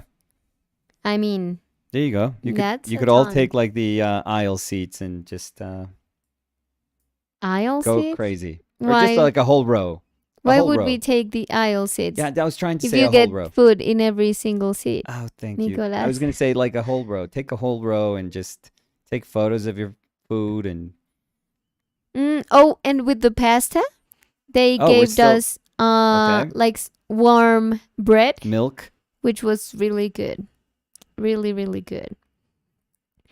Tail Shasdrip said, Mhm. okay, wrong video. I think they said that when you said that this was not a video made for kids. So maybe it was a joke. I'm going to read it like that. Or maybe not. Or maybe not. Maybe they're like, "Ooh, I came here to see painting and I just got into this conversation. And this is clearly not for me. We Callum. have to respect that. Callum was saying, hola todos. Oh, Callum. Hey, Callum, how are you? What are you doing right now, Callum? Still in bunny duty, was it? So we have Archie duty, Bunny duty. I think it was a bunny. Jasper Strupp said, pretty good. I'm Danish. Oh, so I'm not doing it that bad with the name. Oh, and I thought I Jasperus went with Trup. Dutch, but yeah, we're Jasperus close, Trup. close enough, close enough. Or is it Jasperus Troop? Maybe Stroop.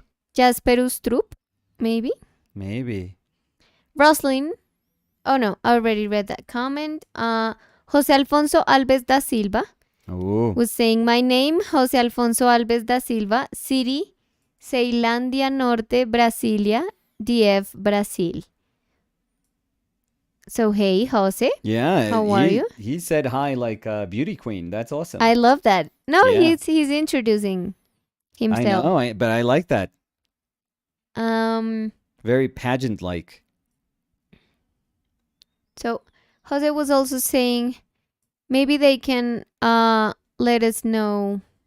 They can write it in All Portuguese, and caps. I can translate it. They were saying, "Oh, can drawing portraits human figurist," but I don't know.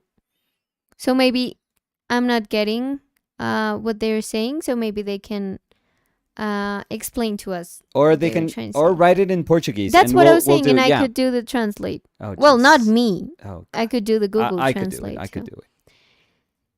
Julian Cabrera was saying, I'm okay, thank you. The weather is pretty nice. It rained all morning, so it's not hot today. I think I heard the word lechona a few minutes ago. One of the best typical food dishes around. It absolutely is. I love it. Nicolas, not that much. No, I love it. because I try not to eat. I'm a meat eater, but I try not to eat pork. But it's because you don't like it. I don't think it's because it's pork, or is it because it's pork? Because I think it goes hand in hand with the... No, because you said, I try not to. So it's like you were trying because of a specific reason. Yeah, because I don't eat pork. Because you don't like it. That's Yeah. why I was asking. Is it because you don't like it, or Yeah, because but of something once else? a year I'll have a hot dog. So, it's like I once a year I'll be fine with having like a hot dog. But yeah, I just don't. I don't know. That doesn't do much for me. Pork. Lechona makes everything for me. I love it. And Julian, the lechona we have in the stadium here in Bogota, great one. Great dish. If we could title videos like if we were a podcast, that would be great. Lechona makes everything for me. Well, not with that voice, but... Desodorante lechona. Uy, pésimo. No te abandona. No, pues nos abandonas la gente, mi Sí. amor, después de ese comentario. Julián Rodríguez dice, hola, ¿cómo andan? No va a ser una pregunta muy interesante, pero con Todas. respecto a las marcas de óleos, Sí. ¿tenés alguna preferencia, Nico? ¿Y cuál No. dirías que cumple relación precio-calidad? Se los quiere. Entonces, Lo primero, mismo. hola, ¿cómo andan? Hola, Julián, muy bien, gracias. Y ahora sí contesta. ¿Y cómo está Julián? Perdón. Ahora sí contesta. ¿Segura? Puedes contestar. No sé. Julián, con las buenas tardes. No, si tengo favoritas, no. He usado muchísimas durante toda mi vida. Hay unas que son súper bonitas, o sea, y uno se da cuenta en el momento en el que las prueba, uno se da cuenta que son, que es pintura extraordinaria. Pero, Julián, la verdad, no me importa. O sea, a mí nunca me importaron como las marcas de pintura hasta ese punto. O sea, al punto de sentir que tengo que comprar ciertas marcas. No. Yo creo que muchos pintores aquí, como en Colombia, nos acostumbramos a que pues uno compraba lo que se consigue. Entonces, yo aquí por muchísimo tiempo pinté con Winton. Incluso todavía tengo colores de Winsor Newton de Winton, que son, pues digamos, de baja calidad. O sea, esos no son los colores profesionales de ellos, pero pues para mí estaban bien, porque pues eso era lo que yo conseguía, entonces nunca me importó, la verdad. Y cuando podía viajar me traía colores, pero entonces después hay veces me ponía como triste porque se me acababan los colores bonitos que traje. O hay veces dependía de personas que importaban colores, entonces iban como a los talleres o a las clases, a los estudios, a vender esos colores y ahí compraba algunos, pero siempre lo sentía como algo especial, pero no lo suficientemente especial como para sentir, ay, pinté con un color chévere y como que me malacostumbré y ahora solo puedo pintar con un color chévere y si no es eso, entonces no. Yo ahora creo que los que más uso se llaman M-Gram, los pido por internet o si viajo y si puedo entrar a una tienda de arte los compro. Em, y creo que costo-beneficio son muy chéveres, pero pues a mí no me patrocina nadie, nosotros compramos todo lo que tenemos, todo lo que tenemos lo hemos comprado, Mm. entonces no es que me manden pintura o nos manden como pinceles o no, nada así. Em, y acá, no sé, yo todavía diría que los Winton están bien, o sea, están bien, Pero están bueno, perfectos. estamos hablando acá, pero Sí. Julián creo que nos había dicho, no, o Julián más bien que nos diga, que nos recuerde de dónde es. Pero Lindita, o sea, estoy respondiendo internacional como los M-Gram, Ujú. si los pueden conseguir. Y yo acá en Bogotá, pues para las personas que de pronto estén escuchando Pero acá, si de o en pronto están en Colombia, Latinoamérica, entonces, o en Latinoamérica, que yo creo que es como de es que si no recuerdo mal, no sé, la voy a realidad de decir nuestros Argentina, creo colores, que era Argentina, Julián, pero no la fue. realidad de nuestros colores creo que es lo mismo en toda Latinoamérica, o sea, nos llega lo mismo. A nosotros, por ejemplo, nos llega Maimeri porque hay un distribuidor de Fabriano acá. Entonces Ujú. traen como algunas cosas italianas. Que, por ejemplo, a mí me gusta My Mary, A mí no. que es súper cremoso. A Súper Nicolás no mantequilludo. le gusta No. porque es súper cremoso. Exacto. Entonces yo creo que, o sea, sí, tú hablas de tu preferencia, pero lo que tú has dicho antes también es muy cierto, que es como que la manera en la que a ti te gusta que se comporte el óleo no es la manera que le No, gustaría a todo el obvio. mundo. Exacto. Por ejemplo, a mí me Entonces, gusta el color más stiff. Y hay marcas que son como con colores con más cuerpo, como más rígidos, ujú. pero hay veces son muy costosas porque entonces quiere decir que la carga de pigmento es muy alta. Entonces no, pues yo no compro de esas tampoco. Pero entonces, la que yo compro hoy en día la que compro más es la de M-Gram. em, y pues para la gente que está acá y pues de pronto ven lo de M-Gram y dicen, no, pero eso todavía es muy costoso. eh, pueden comprar Winton tranquilamente y pues no es un color profesional, pero pues no importa. O sea, con Ay, eso, mira, Julián nos dice, jaja, me hacen reír. Bien también, gracias por preguntar y por la respuesta. Sí, de Argentina, Argentina. de Argentina, gran memoria como siempre, Dani. Muchas gracias, Julián. Y dice, creo que acá llegan menos cosas que a Colombia. Sí, nosotros tenemos, a ver, había una señora que era como distribuidora de Lefranc, entonces Ujú. nos llegaban colores de Lefranc y llegaban colores profesionales de Lefranc.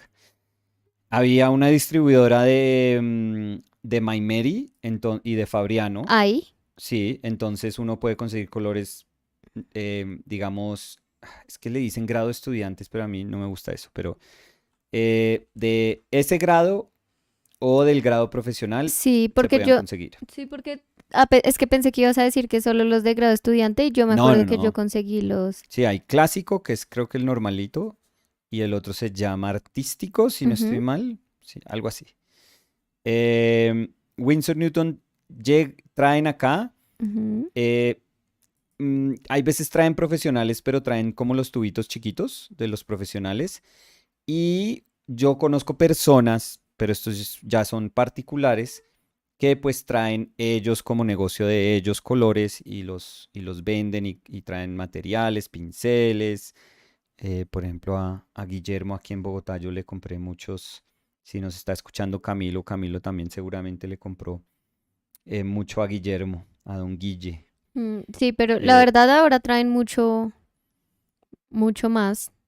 que O sea, han... estoy viendo, digamos, acá el catálogo de Yoto Sí, y tienen bastante. sí, lo que pasa es que históricamente, por ejemplo, en Colombia, si traen materiales de arte muy costosos, y esto yo lo sabía por Guillermo, porque él también le distribuía como a escuelas, le distribuía como, o sea, y él tenía como una tienda.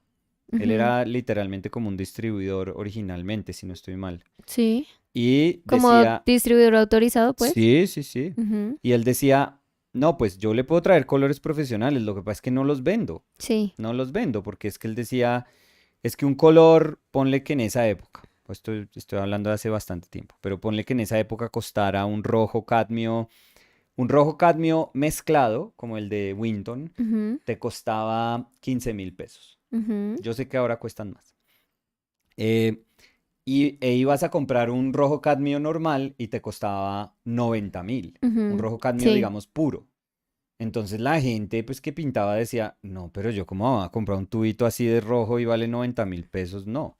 Entonces él muchas veces quedaba con todo el stock de los colores profesionales porque nadie los compraba.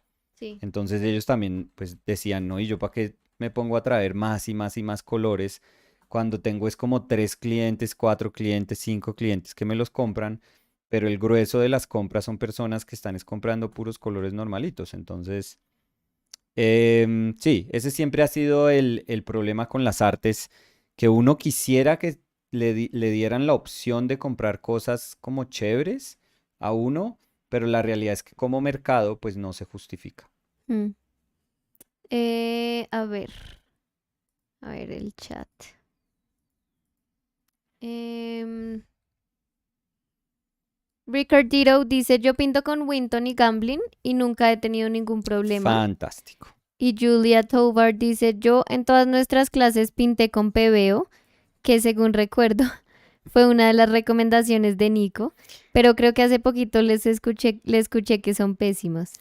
Pues Julia, lo que pasa es que PBO no es muy bueno, pero, fíjese que si usted pintó con eso, hizo esas pinturas tan bonitas, es como la prueba perfecta de que Sí se una puede persona pintar. capaz y una persona talentosa como usted, pues uno le puede dar babas de color y hacen una pintura súper bonita. Pero no, yo estaría, o sea, no me respetaría a mí mismo si digo que PBO es bueno.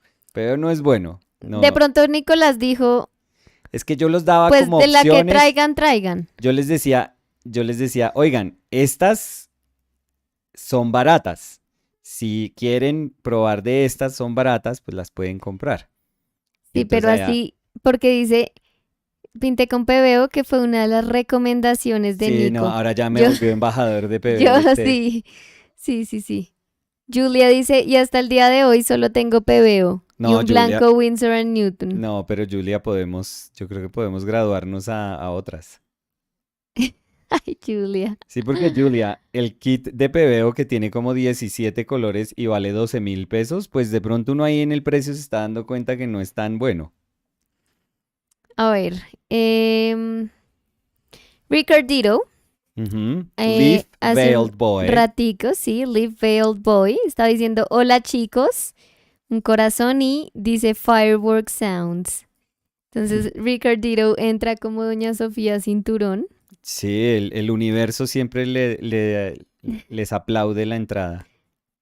Mao Díaz dice, Nicolás y Daniel, gracias por sus videos. Entonces, Mm. Nicolás y Daniela, gracias por sus videos. Muchas gracias, Mao Díaz, por acompañarnos. Dato curioso para Mao. Díaz es mi segundo apellido. What? Sí, entonces Pensé que le ibas a decir dato curioso para Mao. No me diga Daniel. soy Daniela y mi segundo apellido es Díaz. Eh, ¿Cédula quieres compartir, no, Lindita? ¿No? pero Cuenta, no porque igual cuenta corriente, mi, se- ¿no? mi segundo ¿Segura? apellido, dirección, Tus tarjetas, el RH, número de atrás de la tarjeta de crédito, ¿no? no. Bien. Pero mi segundo apellido igual está en mi Instagram, entonces no es como nada. No, lo que quieras. Aquí es tu espacio para Pues sí, dar Nicolás datos. Uribe Benninghoff. Para dar datos. Ahorita en Google Earth, ¿les quieres mostrar dónde estamos? De pronto. HM Rousseau was Mm, saying, hi guys, I would like to know if you yes. plan to do a workshop in Europe, in Paris. I really like your style. So, we have to talk about it, but we actually have the possibility to do it. Yeah. Well, we talked about it in Rome with the person that would organize it. Oh yeah. Ooh, I'm sorry. I forgot. Yes, yeah, Yeah. that was Yeah. that was Oh yeah, and I remember that I was, and you I'm were still like right super there. into it. Yeah. That we were joking that I was already packing the bags. Yes, Yeah. yes. So I'm sorry, I don't know why I forgot about yeah, it, but no, if you're that excited, I'll say no then, Danny. no, of course I would love to. Um, so Visit maybe for next year Paris. we can make that happen. But for now, it's just talks, to be Mhm. super honest. I mean, I think the person that's offering to be the host is very, very, very serious about doing it. Yes. So hopefully we can make that happen. Yes. Um Elaine Shukri was saying, "Yes, I love the Spectrum collections." That is so cool. I used to buy those books like crazy when I was younger. I'm not super familiar with a lot of this stuff nowadays, but when it was like more traditional stuff, Elaine, I used to be all over it. Like Donato Giancola stuff, or who was like really big? Rick Barry doing like really cool stuff. I'm talking about older stuff, but I used to love those Spectrum books. And the funny thing is, Elaine, is that my brother who used to, well, he used to like quote unquote work at um, a bookstore, but it was more like work. And he became like partners with the owner of that bookstore.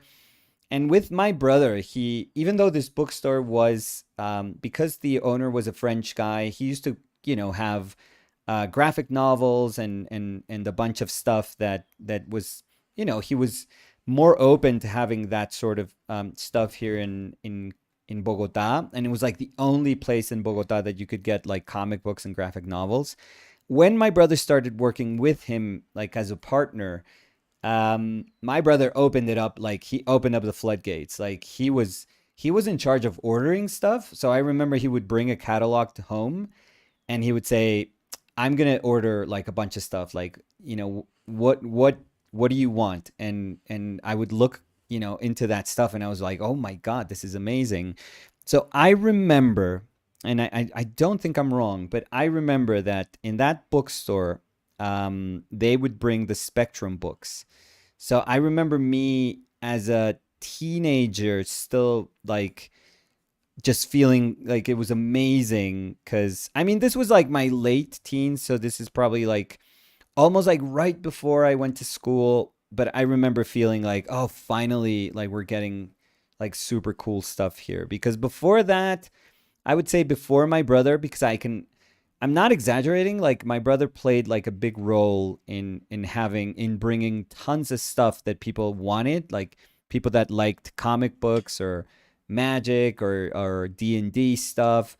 He brought so much stuff, and he created like that market here in Bogota, and obviously bigger in Colombia. But he was, together with the owner, they were like responsible for the opening of that stuff. So yeah, that was very cool. And I remember those books as being some of the books that they would bring, and I was like all over them. I used to love that stuff.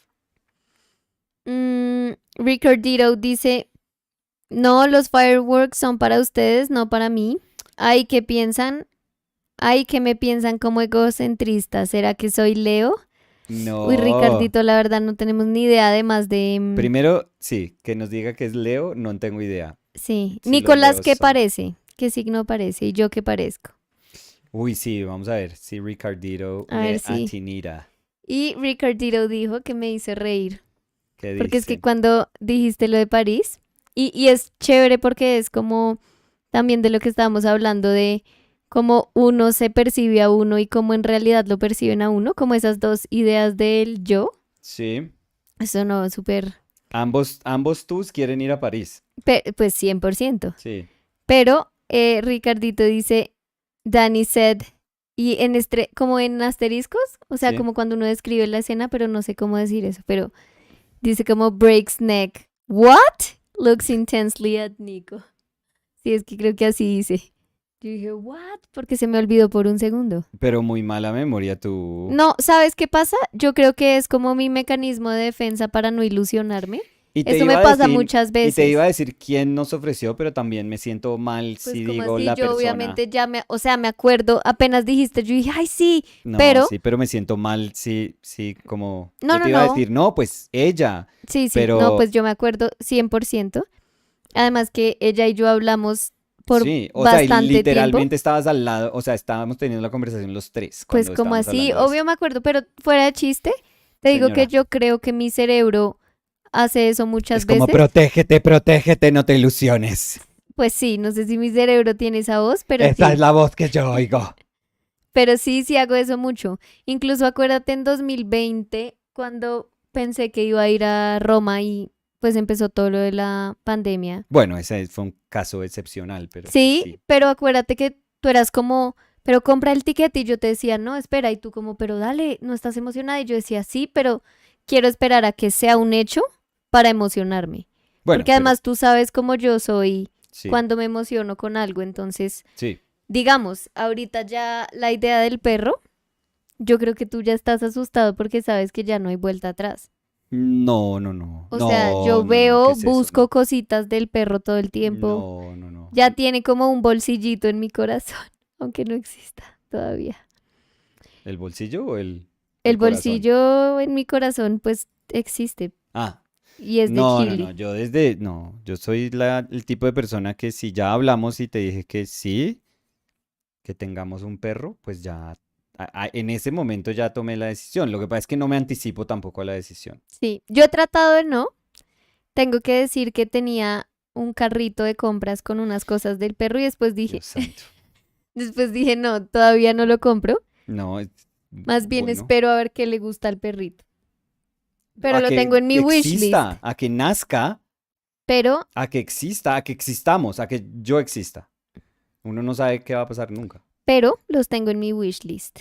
Bueno. Solo Priest was saying, "Are you all in Spain?" And Robin said, "Bogotá, Colombia." Yeah, we're from Bogotá, Colombia, so Latin Bogotá, America. Colombia. And Solo Priest said, "Colombia, nice. I almost had a girlfriend there. She wanted a green card. LOL." Okay, yeah, it happens. I mean, we're not Yeah. gonna be surprised by that comment because it is, it happens. Cakeiro dice, hola, hola. Hola, Cacaíto. ¿Cómo quedó el tatuaje? Cacaíto se What? ¿Qué estaba se haciendo. hizo? Vi que se estaba haciendo un tatuaje cumpleañero. Porque ya ahorita el 4 cumple.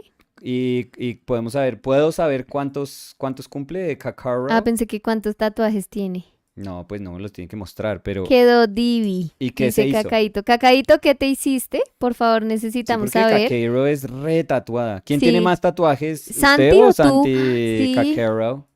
Caquito. Caquito Cacaíto Rodríguez. dice, ahorita les muestro, cumplo 32. Eso sí sabía. Cacaíto, ¿y cuántos tatuajes tienes tú? ¿Cuántos tatuajes tienes, Santi? Pero entonces Kakero es casi tu hermana. Es un año mayor que mi hermana. Sí, Es que por eso yo sé. Mira, mi hermana me lleva 4 años, mi prima Ana María me lleva 3 sí, y mi prima Cacao me lleva 5. O sea, una es un año menor, una es un año mayor. Y perfecto. mi prima Ana María Ah, es bueno. exactamente 3 años mayor que yo porque nació el mismo día que yo. Pero reparte tus Yo nací datos, el mi amor, mismo no día los de que la ella. otra gente. Ay, mira, bueno, en mi cabeza es un año más, pero Cacaíto tiene razón, dice, soy 6 meses mayor a Nati, de hecho. O sea, Cacaíto no se quiere sentir mucho mayor que Nati, Corrección. sí. No soy tan No viejo. soy tanto más. Em, Cacaíto, ¿cuántos tatuajes tienes?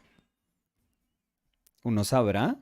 Yo creo que hay un punto donde de pronto uno ya nos tiene la cuenta. Pues yo que no tengo casi de Samu y Fer, no sé. Yo no sé cuántos hay. Yo sí sé cuántos tengo yo. Tengo uno, que Cacaíto me acompañó. A ver. Cacaíto dice, jaja, creo que tengo más tatus yo que Santi. Y con ese creo me da a entender que no creo que sepan el número. No, es que Sí, ya después de un por eso número. te digo, yo no tengo tantos y no sé. Em, so, Jair Piñeros dice, país llanero is out of commission for a while. Sadness. Yeah, Sadness. because you were falling for País Llanero. Head over heels. Burned on Lime was saying, "Do you ever use shellac for your painting surface? I like No. using that to paint on paper." Yeah, no. I remember to be 100% honest, I remember painting on shellacked masonite boards, which gave it like a little bit of tooth and grab, and it was very nice. But since then, I don't think I've ever used shellac again for anything. So yeah, no, just what we're using, which is a transparent acrylic binder, which is again a little bit easier to use than shellac, I would say. A little more friendly, especially if you're living with your kids and you know. Mm, KK Road dice, creo que tengo como 25. Sí, es Uf. bastante. La KK Row. KK Row y dónde es el nuevo tatuaje. Sí se puede saber. Uno nunca sabe En si la se puede saber. nalgueira. Sí. Elaine Shukri Yeah. was saying, so let's see, because I see there's a couple of messages. So I want to read them all. So Elaine was saying, Yes. I love the fantasy art more. It all started with Frank Frazetta Oh. to Patrick Jones to Oh. just so many varieties of work in fantasy art, all covered in these books, which is great.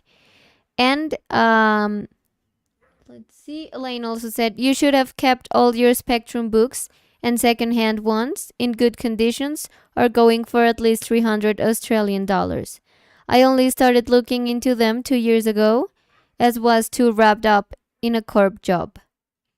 The artists today are still brilliant and they have a mixture of traditional and digital.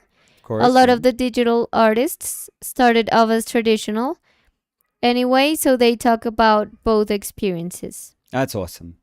I probably had around, I think I bought every one of those for around 6-7 years, I think. Because I am seeing myself buy it like in some comic book stores that I would buy it in New York. Or in Forbidden Planet, I would definitely buy it for sure. Yeah, I remember my. I mean, for us, it was Frazetta too, 100%.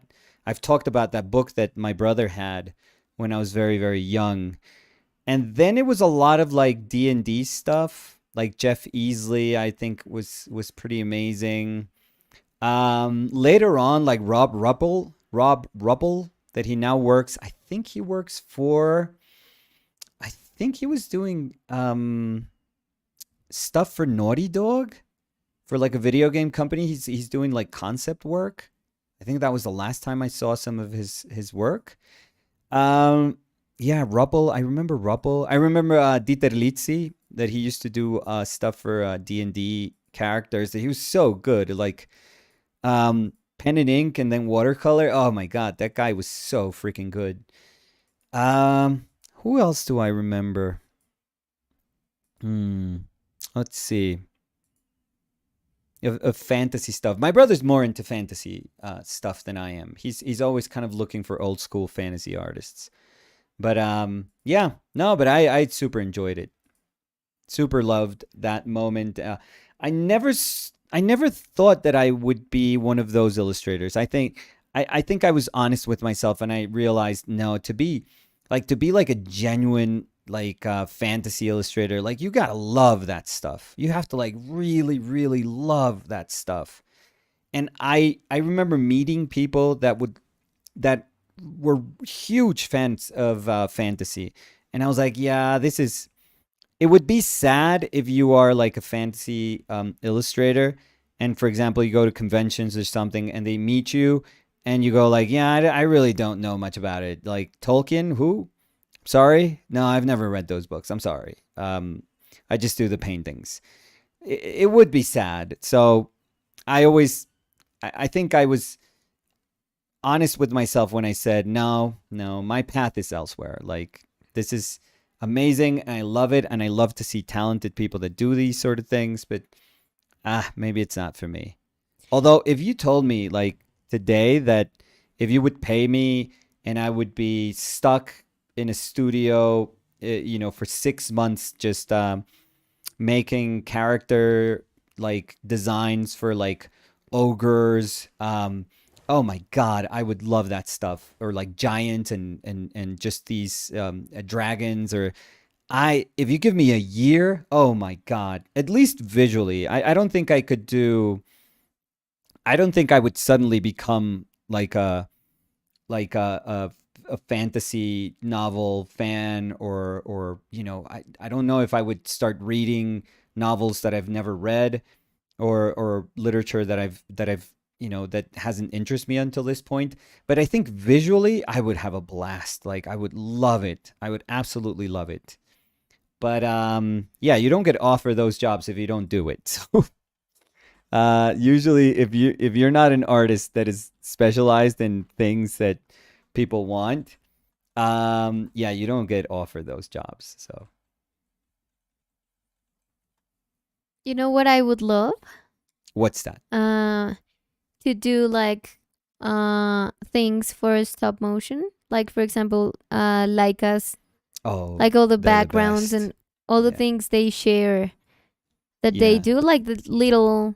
they are geniuses. Yeah, I would love to You would do be that. so good also. I feel you would be so, so good. Oh, thank you. I Like in don't. many ways, I think that's like that could have been your calling, like to do something like that. No, but I mean, this it would is have. my calling, and I love this. No, no, no. And in the same way that I would have loved to do, I don't know, like um sculpture to do monsters or something like that. Mm-hmm. Um I think that lives you have to sort of guide your life towards those very specialized things. Mm-hmm. So you would have had to like study animation Mm-hmm. and then kind of specialize in like stop motion.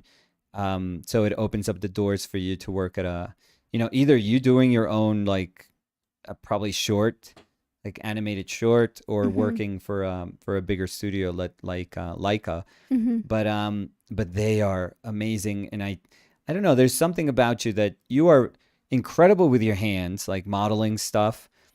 Um, and you're also very acute, when observing like people, let's say. Mm-hmm. So you kind of have like a sense. I think you would have a great sense of how people move and how to emote, and you would be very good at that, like saying, oh, that's what I need to do with the armature to have him like slouch, Mm-hmm. stuff that is like super specific to creating like stop motion characters. I think you would have been amazing at that. Or Oh, you I or love you that. can be amazing. Like life is long, so No, but I love that. I mean, thank you, because it's like a very big compliment for me. I was trying to look for, but the thing is that it's computer, yeah. no, no, no. It's You have protected like from your your searches. no, you have your Instagram here, because I don't have my phone. Oh, what's that? Because Leica?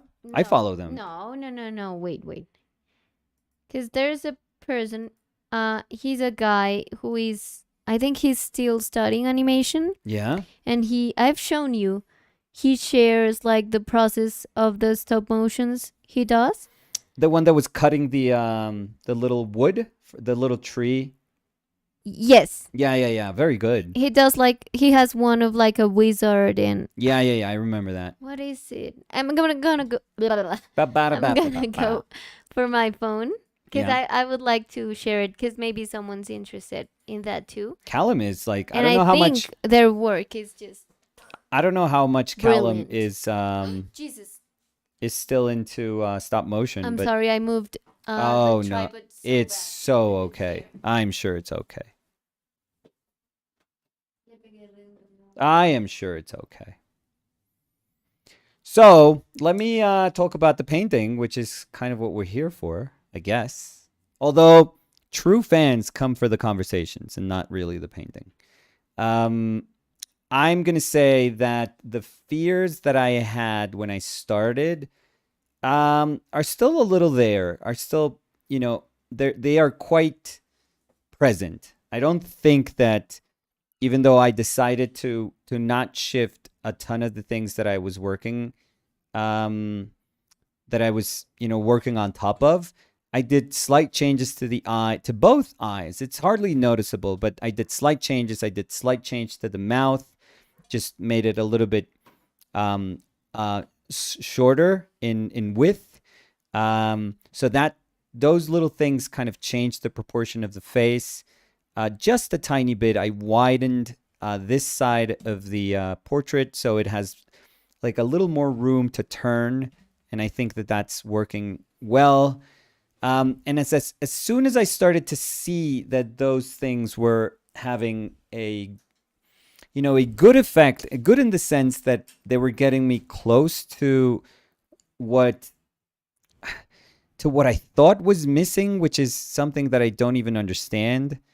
Um, but it just gave me like I know that it's okay, because it gave me like a sense of peace when I looked at the portrait once again. It showed me like, okay, that's better. And I don't know what that better meant. I really don't feel it was so much about misproportion or just not being able to hit some of the drawing. I mean, it's probably like the summation. Is it summation? No, the addition of all of those things. Um, but uh, and maybe it was just like bringing all those tiny little changes together, because they are very small changes, but so significant when you're doing a portrait, and so significant when you're doing a portrait of somebody who's young, that where every single mark like counts, because it carries so much weight. So I think it's better. I think color is going to help me also model some of this. And light is a little weird in the portrait. Not weird, but weird in the sense that it's not your traditional um like there's no like really deep shadows. Light is coming kind of from the side. So we're going to get this plane in light, a little bit of light kind of trickling through these planes, but you can kind of see the trail of light here.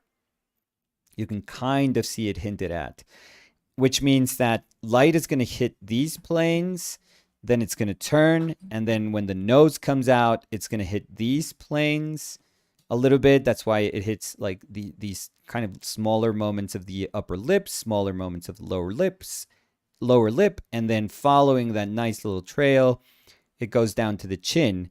So yeah, I mean, it is a traditional sense of light in as much as you can identify the direction of the light source, but it's not like a skylight. It's not deep shadows. It's not an easily identifiable like light and shade condition. You don't have I'm not painting like deep eye sockets. So it's not your light coming from above being like super super strong, which is something that is powerful to us as human beings. And the reason why there's so much painting that has that light that comes from a side and up above is because we've tried to mimic with having window lighting or having skylight lighting, or having like north light, which is consistent. We're trying to mimic that sense of our light source being above. And the reason that we try to mimic that is because the one thing that's consistent about our existence here, even, I mean, you could be a night person, which would give you a complete definition, like redefinition of what light means. But for most of us in the world, we associate light with something that comes from above. So this one, in that very, very traditional sense, I think it's a little bit different. A little bit. There's going to be like changes. There's going to be things that are very particular to Fer's portrait under this light condition, and that's going to be exciting to try and paint. We'll see. We'll see if I can if I can do a good job at doing that. But that's going to start tomorrow. For now, I think it's good. I think it's okay. I mean, it gave me, when I started, I was very frustrated with myself because I thought it's just not there. It's just, it really isn't. I can't see it. You know, it, the feeling that I had was it escaped me. Like that's the um, the prevailing feeling. You know, when I was looking at the painting since this morning was just I just missed it. I missed something, and I get very frustrated with myself because I start kind of thinking, I don't know if I can get it. Like, if I worked hard yesterday and I wasn't able to get it, I don't know if this is something that I'm going to be able to get with just more work today. But but I kind of identified the fact that for some reason, the more I looked at the drawing, the less, the less doubtful I felt, and and I was realizing that there's a lot of unnecessary comparison to the reference that I was making, and I was giving way too much weight, and weight that it doesn't really deserve, to just a photo, and not enough to how, you know, the complex feelings that I was getting from the photograph, Mm-hmm. and how maybe those were the ones that I had to come to terms with and try to go for.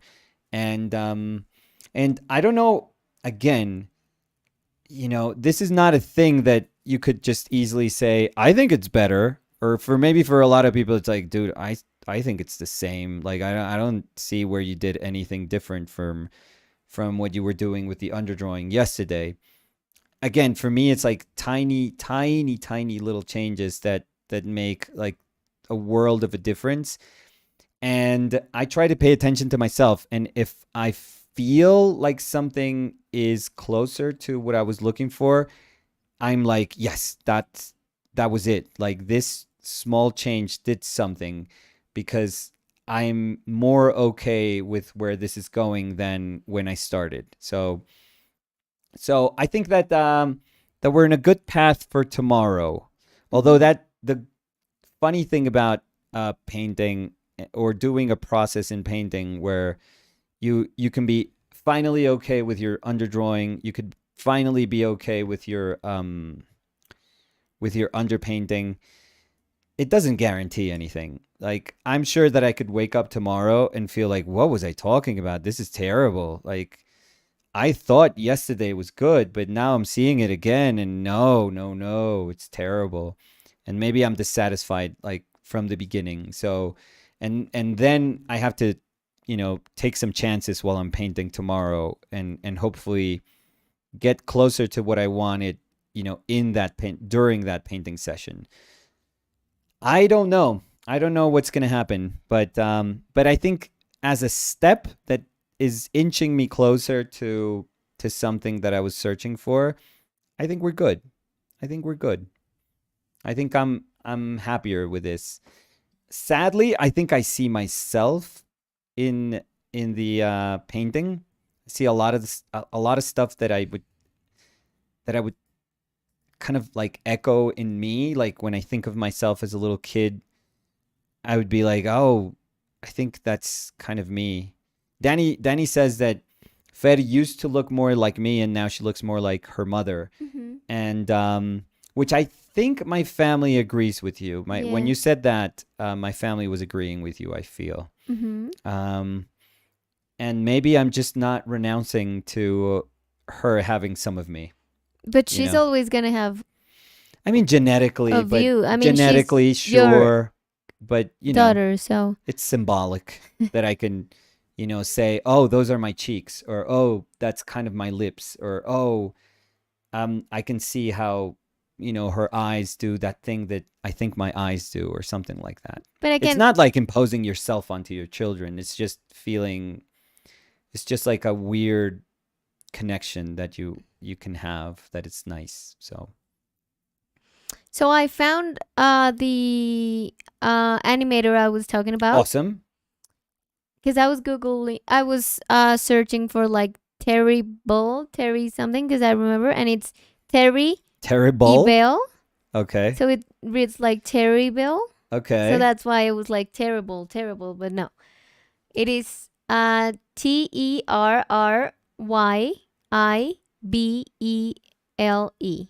Okay, that's awesome. and he's just so good.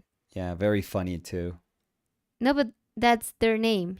No, very funny. The animations I think are Oh, funny. okay. I I think they thought have the so name, and I much was like, character yeah, that they're like there's humor to them. yeah, they're beautiful. I mean, the characters he creates. Right. I'm remembering the wizard now that you say. This one. The wizard. Yeah, so It's cool. so good. Yeah. So good. And the animation is so good. And I love that. I don't know if he has it here. Yeah, so now he has like behind the scenes in the stories he saves. Yeah. And it's amazing because look, I mean, you could see like The whole the setup. ideas, Oh, like then like storyboarding. the storyboards, Yeah, that's exactly. crazy. Then Oh, like the references. phrases, then like the little animation he did Yeah, digital. yeah. Like an animatic. Then let's see. Then how it looks, because this one's like digital. Yeah. But with the ones he does of stop motions, he does that too. That's crazy. And That's he amazing. shows like uh the before and the after, so you can see like the strings moving the puppets. Incredible. It's so good, so good.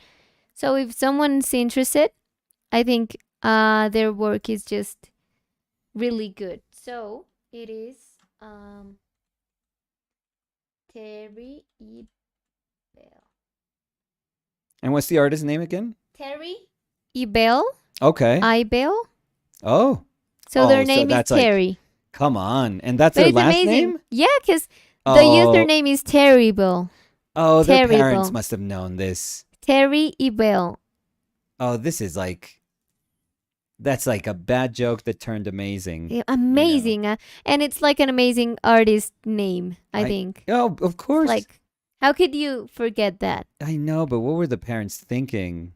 I love it. Terry E. Bell. Terrible. Terry Bell. Are we sure that's the name? Yeah, look. I mean, that's the username, and then Terry E. Bell. That's crazy.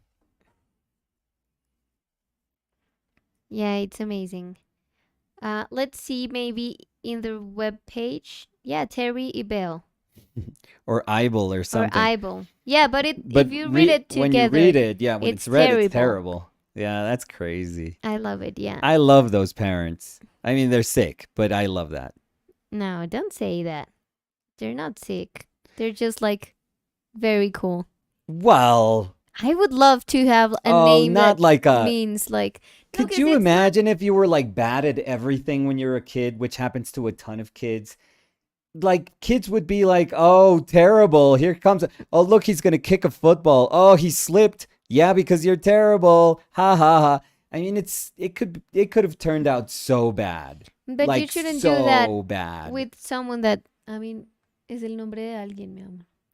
No, I know it's somebody's name because some parents like chose it. And maybe it's like they just had fun with it and they thought this is going to be amazing and but all I can think of is just kids being mean and everyone being mean when something doesn't come out right. And they go like, well, of course it couldn't have come out right. Look at your name. Ha ha ha. Like, it's just, I don't know. I think it's very cool now that they're like amazing artists. Of course it's cool. How can it not be cool? But as a parent, like, I don't know. I wouldn't take that chance. Gyu was saying, hi guys. I was painting along and enjoying the conversation. So, Awesome. hey Gyu. Let's see, where was I? Yeah, because I think I'm almost done. I want to see if I could maybe darken this slightly in the back. Not dark, but just make it just like a little, give it a little more of a tone. And that's about it. And I think we're done. So maybe last question then.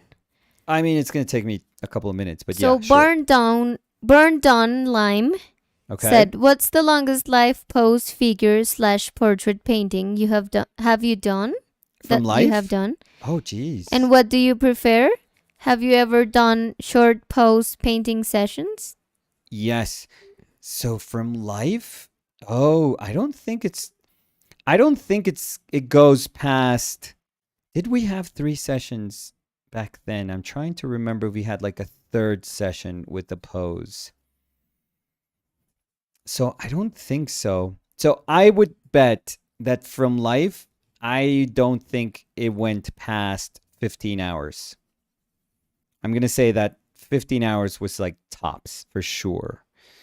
Um, and the shortest, 3 hours. Like, I think 3 hours is like good enough to do. Like, I mean, an hour is good enough to be super honest. Oh, but it says, "Have you ever done short Oh, pose of course. painting?" Oh, yes, of And course. you've done, I mean, I remember in Blank. Blank, and no, I was going to say also in Menorca, it wasn't painting, but it was drawing. But you were doing like quick poses to get into it. Yeah, so that's the thing. I'm So- trying to understand that, what they refer to as quick.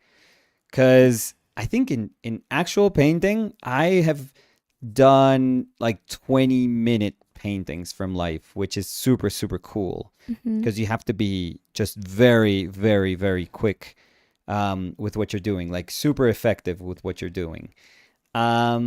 Shorter than that, I mean, maybe just having fun, or maybe if I'm doing something on somebody else's painting and I just quickly gesture it and it's like a single pose, but I'm probably done with it on like 15 minutes. But shorter than that, like let's say 5-minute paintings, maybe not. No, I don't think so. So let's say probably from life, I would be comfortable with doing 15-minute paintings. I think that's enough time to really paint something. I think it takes me 15 minutes to To set up. Yeah. Carla Gómez dice, "Hola, hola, tengo una duda que me persigue hace tiempo. Sí. Actualmente soy estudiante de diseño y aunque tenemos una orientación de ilustración, yo me siento más atraída por la pintura. Sí. No sé qué limitaciones pueda tener ser solo autodidacta o si meterme a estudiar artes visuales también", y una carita triste. Y Carla, ¿no ofrecen, no hay clases de artes visuales ¿Como como electivas? abiertas para otras carreras? Porque en nuestra universidad había esas opciones. Sí. Entonces, si de pronto ofrecen esas opciones, pues chévere.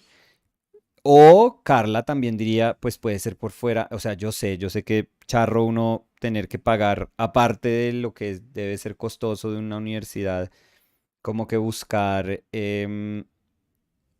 como otro tipo de espacios. Pero de pronto hay como talleres, aparte de la universidad a los que pueda ir, que son como talleres súper chéveres que dan personas em, pues capacitadas que le pueden dar como una introducción a esos fundamentos de pintura, y ya con eso Carla tiene. No necesariamente tiene que sentir que es, es clases en la facultad o autodidacta.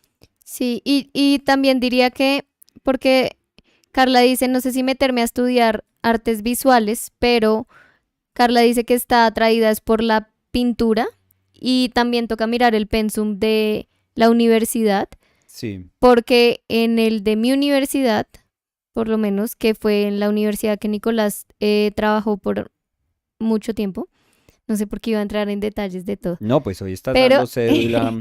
pero si alguien estaba interesado solo en pintura, igual tenía que ver una cantidad de clases que no están relacionadas con pintura.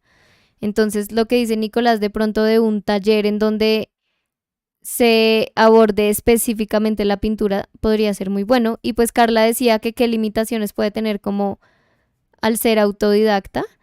Y yo creo que nosotros lo hemos hablado, pero pues para ser artista no es como un médico que necesita el título.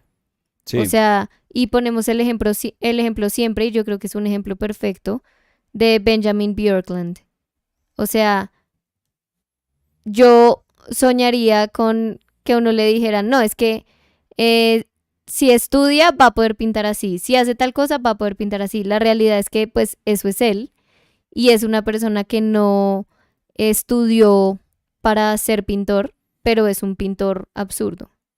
Entonces, pues, no sé, o sea, y además yo creo que con los recursos también que tiene uno hoy en día, con lo fácil que es como acceder a cosas de pintura, de pronto también podría Carla como explorar por ese lado. Sí, todo tiene un costo. Por Sí. eso yo trato de ser como, o sea, yo sé que tú lo estás haciendo también, que de pronto, pues ya uno, si uno, digamos, estuviera ya en la universidad, de pronto es más fácil coger una de esas clases porque pues Ujú. no se la van a cobrar a uno. Sí. Y de pronto estando por fuera uno dice, uy, pero es que estas 8 semanas ahí en ese taller o este semestre en ese taller me vale tanto. Y uno no contaba como con esos gastos. Y es lo mismo de pronto con cosas que, como tú lo dices, es muy bonito que estén disponibles hoy en día en Internet y que de verdad haya como un acceso muy, muy abierto, muy amplio a esas ofertas, pero también todo tiene un costo, la Ujú. entrada tiene un costo, Sí. entonces no es, digamos que no es tan fácil.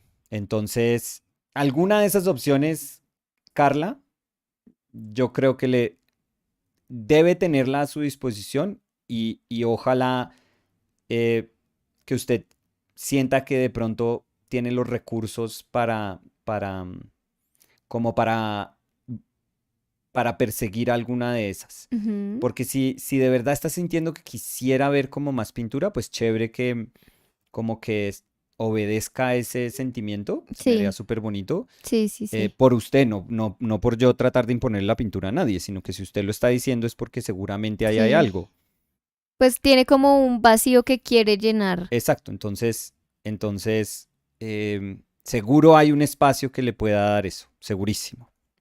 Mm, Julia Tovar was saying, ah, what an amazing animator. He is. Yeah, He's top notch.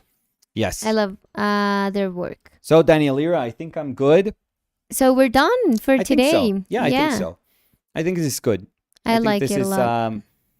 this is closer to what I was hoping, Mm-hmm. and I can see myself. I mean, for sure, struggling tomorrow, but struggling due to other reasons. Mm-hmm. So we'll see. We'll see how we do. I think Mm-hmm. it's a tough painting tomorrow. So I'm looking forward to it / dreading it tomorrow. So Mm-hmm. we'll see how that goes. Okay, so thank you everyone Thank for you. joining us. Yes. Happy to always have you here. Mm. And remember, if you want to be here tomorrow, as soon as we start, the best way to do it is to ring the bell. Yes. So if you want to, you can subscribe and ring the bell. And we'll be happy to have you here Happy with to us. have you. We'll be happy to have you here every day Yes. that we do the live stream. Yes. So thank you, everyone. Thank you. And we'll see you tomorrow. Bye.